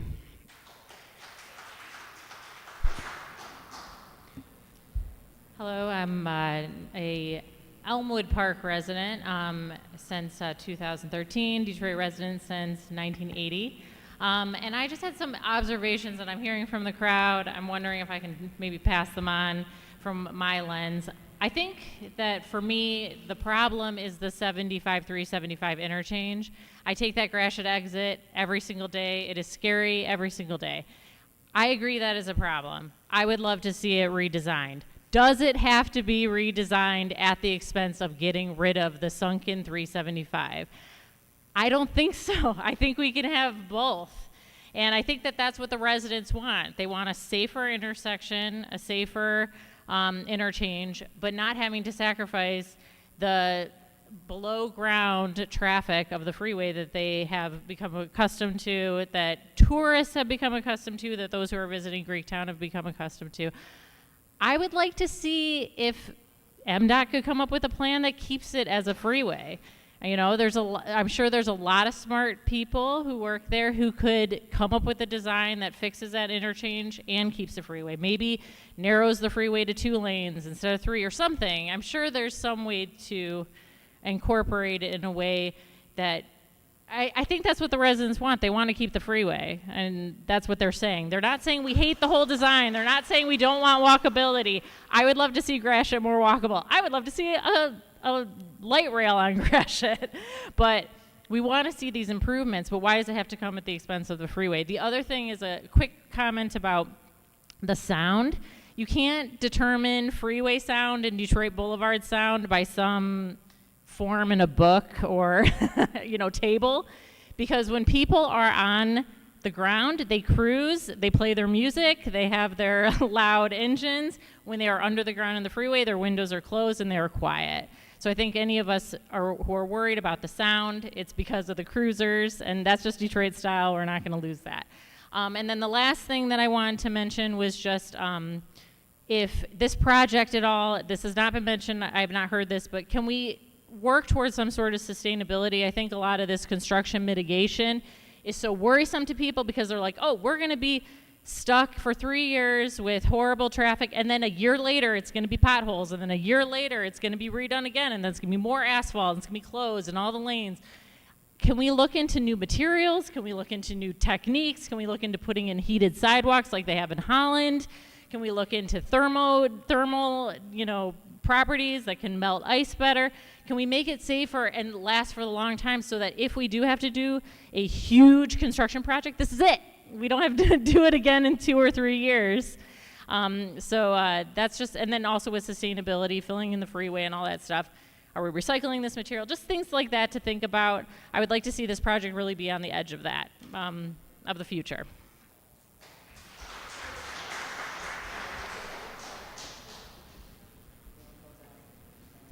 And we're going to close out, but and John Laree, you can close this, Senior Project Manager can close us out. But before we do that, I also wanted to recognize Senator Stephanie Chang, who is in the audience tonight. So Senator Chang, thank you for joining us. John? I just want to say, reiterate again, thank you very much for your participation tonight. It is through these public meetings and our other engagements that we get feedback on the project and is able to inform the project and help us to move the project forward more effectively. We hope you see that in some of our design revisions and some of the work that we're doing, and really at this point building up our team to kick off the framework in earnest and work through those processes, that you can see that we are taking your comments seriously and they are impacting the project, and we'll continue to do that as we move forward. So thank you very much again. Have a good evening.